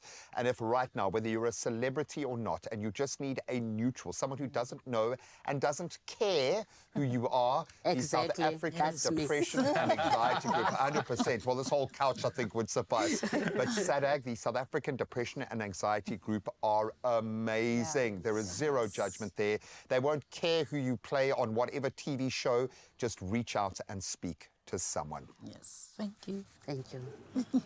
Well, coming to you live from the Samsung showroom at Design Quarter in Johannesburg. Right after our family in Cape Town's having such a good time, we're here to add to a little bit of this fun with a game. Nobile Kwezi is in the house, all in the name of season 11 of Tropica Island of Treasure. And today, Nobile, you need to prove to South Africa that you indeed have the mental chops for this game. Okay, let's get into it. Perfect. So we are playing a silhouette game. So you can adjust your gaze to the television screen, my love. Okay. Because you need to tell us, who is that? Wungani. Ah, yes, indeed, my sister. I know my boy. Done. I know him. I know my boy. I know my boy. I mean, is he still your boy when you guys are fighting there on the island? Well, when we done, okay, like these are my frenemies. Like, okay, we like off the island, we cool. In South Africa, we cool. Okay, in but Zanzibar, we not. I love that. Don't call me in Zanzibar. Let's go on to the next one. Who is that, doll? Davi. I know her. I know her style. What's informing that? Her braids, because she loves braids more than Omuhle, and I didn't have braids, so in any of the shoots, so I know for a fact this is Davi. A good girl indeed. Beautiful, Miss South Africa. Miss SA, darling. That's our queen. Who is this, my sweetheart? This is a little bit of a, this is a test. No, it isn't. Oh, it's not? This is Carl. Are you sure? 120%. Is that your final answer? Yes. Carl Kugelman. I'm just making sure. Yes. Okay. Let's see if she's indeed got it right. Yes, she does. I know my people. I know my people. All right, let's do one final one. Nobile, who is this? This is Bobby. Are you sure? Bobby loves some shades. Looks like Chad to me. No, this is Bobby. Okay. Bobby likes shades more than Chad. I know Chad. That's my real for real. So I know Chad. That's Bobby. You've been studying him. I've been studying. It is indeed Bobby Fadi Arsfeld. Everyone, let's give Nobile a round of applause, please. On site, guys. If you didn't see that, it's on site. Hectic. Let's do one last one just for luck. That's almost... Oh, no. That's Omuhle. No, it's not. You said it with confidence. No, I didn't. It's me. It's me. You said it with confidence. No, it's me. Are you sure that's not Omuhle? No, it's me. I know. Sometimes I forget my own poses. That's me. It is indeed you, my sweetheart. Hi, guys. Oh, my goodness. I love it. This girl over here, is she going to win Tropica Island of Treasure Season 11? I hope so. It'll be embarrassing myself. One last thing I want to know in terms of the whole experience. Yes. What are you most looking forward to? We spoke about the challenges. We spoke about the fact that, you know, it's just you expanding. What's something you really want to get from going to Zanzibar?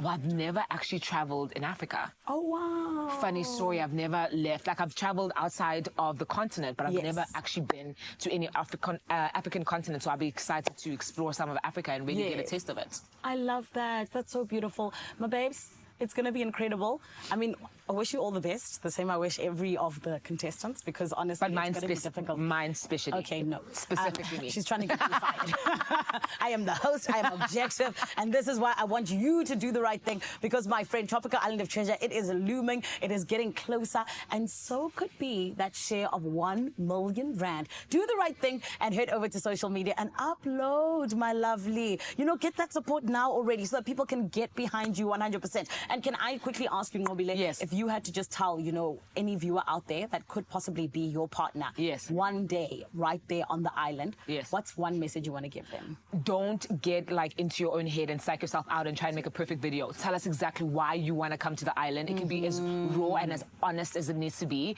because we can see it. We can see somebody who really wants to be there and who has a real deep desire to be there. It might not be the cash prize that's driving you. It might just be you wanting to challenge yourself like myself. So just tell us your honest reason of why you want to be on the island. We'll see through it, and then just prepare yourself. If you have entered and you know that you're entering, prepare yourself. Mentally, physically. Let's hit the gym. Let's do those mind games. Let's, like, you know, start building team spirit. And let's just kill it. Let's kill it. And then select me, because I'm the best. Thank you. Hectic. Friends, do not go anywhere. We just wrap things up with Ngobile Kwezi, but it's only the beginning of Tropica Island of Treasure Season 11. Like I told you, go and enter hashtag Tropica, tag at MyTropica. We're going to take a short break. We'll be back on the other side of this.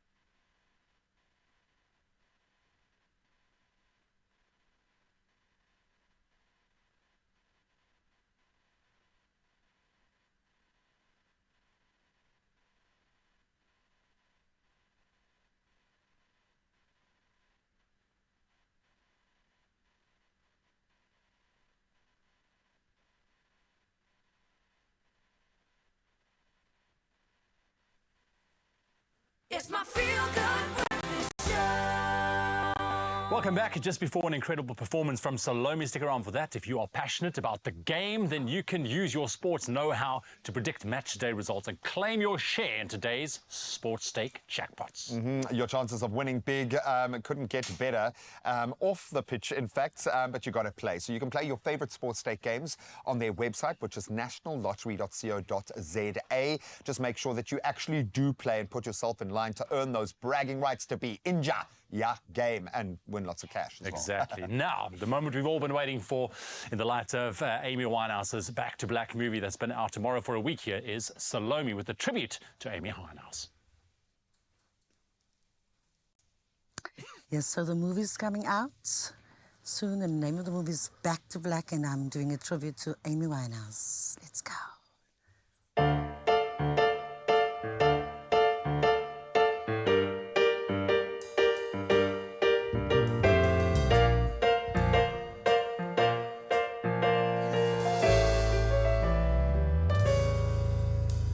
He left no time to regret, kept his body wet with his same old same bet. Me and my head high and my tears dry, get on without my guy. You went back to work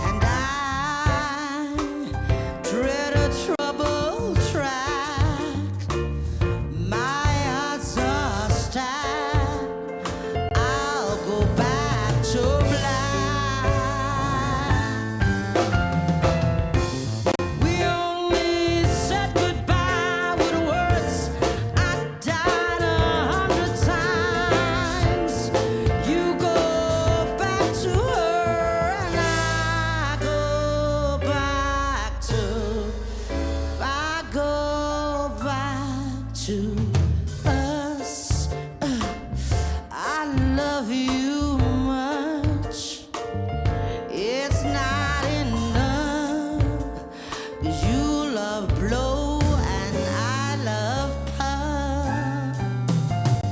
Life is like a pipe, and I'm a tiny penny rolling up the walls inside. We only said goodbye with words. I died 100 times. You go back to her, and I go back to. We only said goodbye with words. I died 100 times. Say goodbye to nausea and cramps and say hello to delicious freedom with Nolax range of lactose-free milk and yogurt. Be free with lactose-free. Nada. Feel Good production.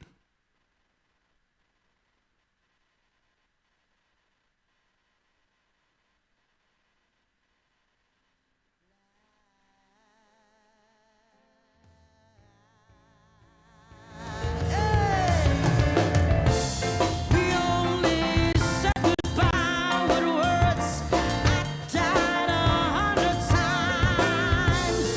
You go back to her, and I go back to.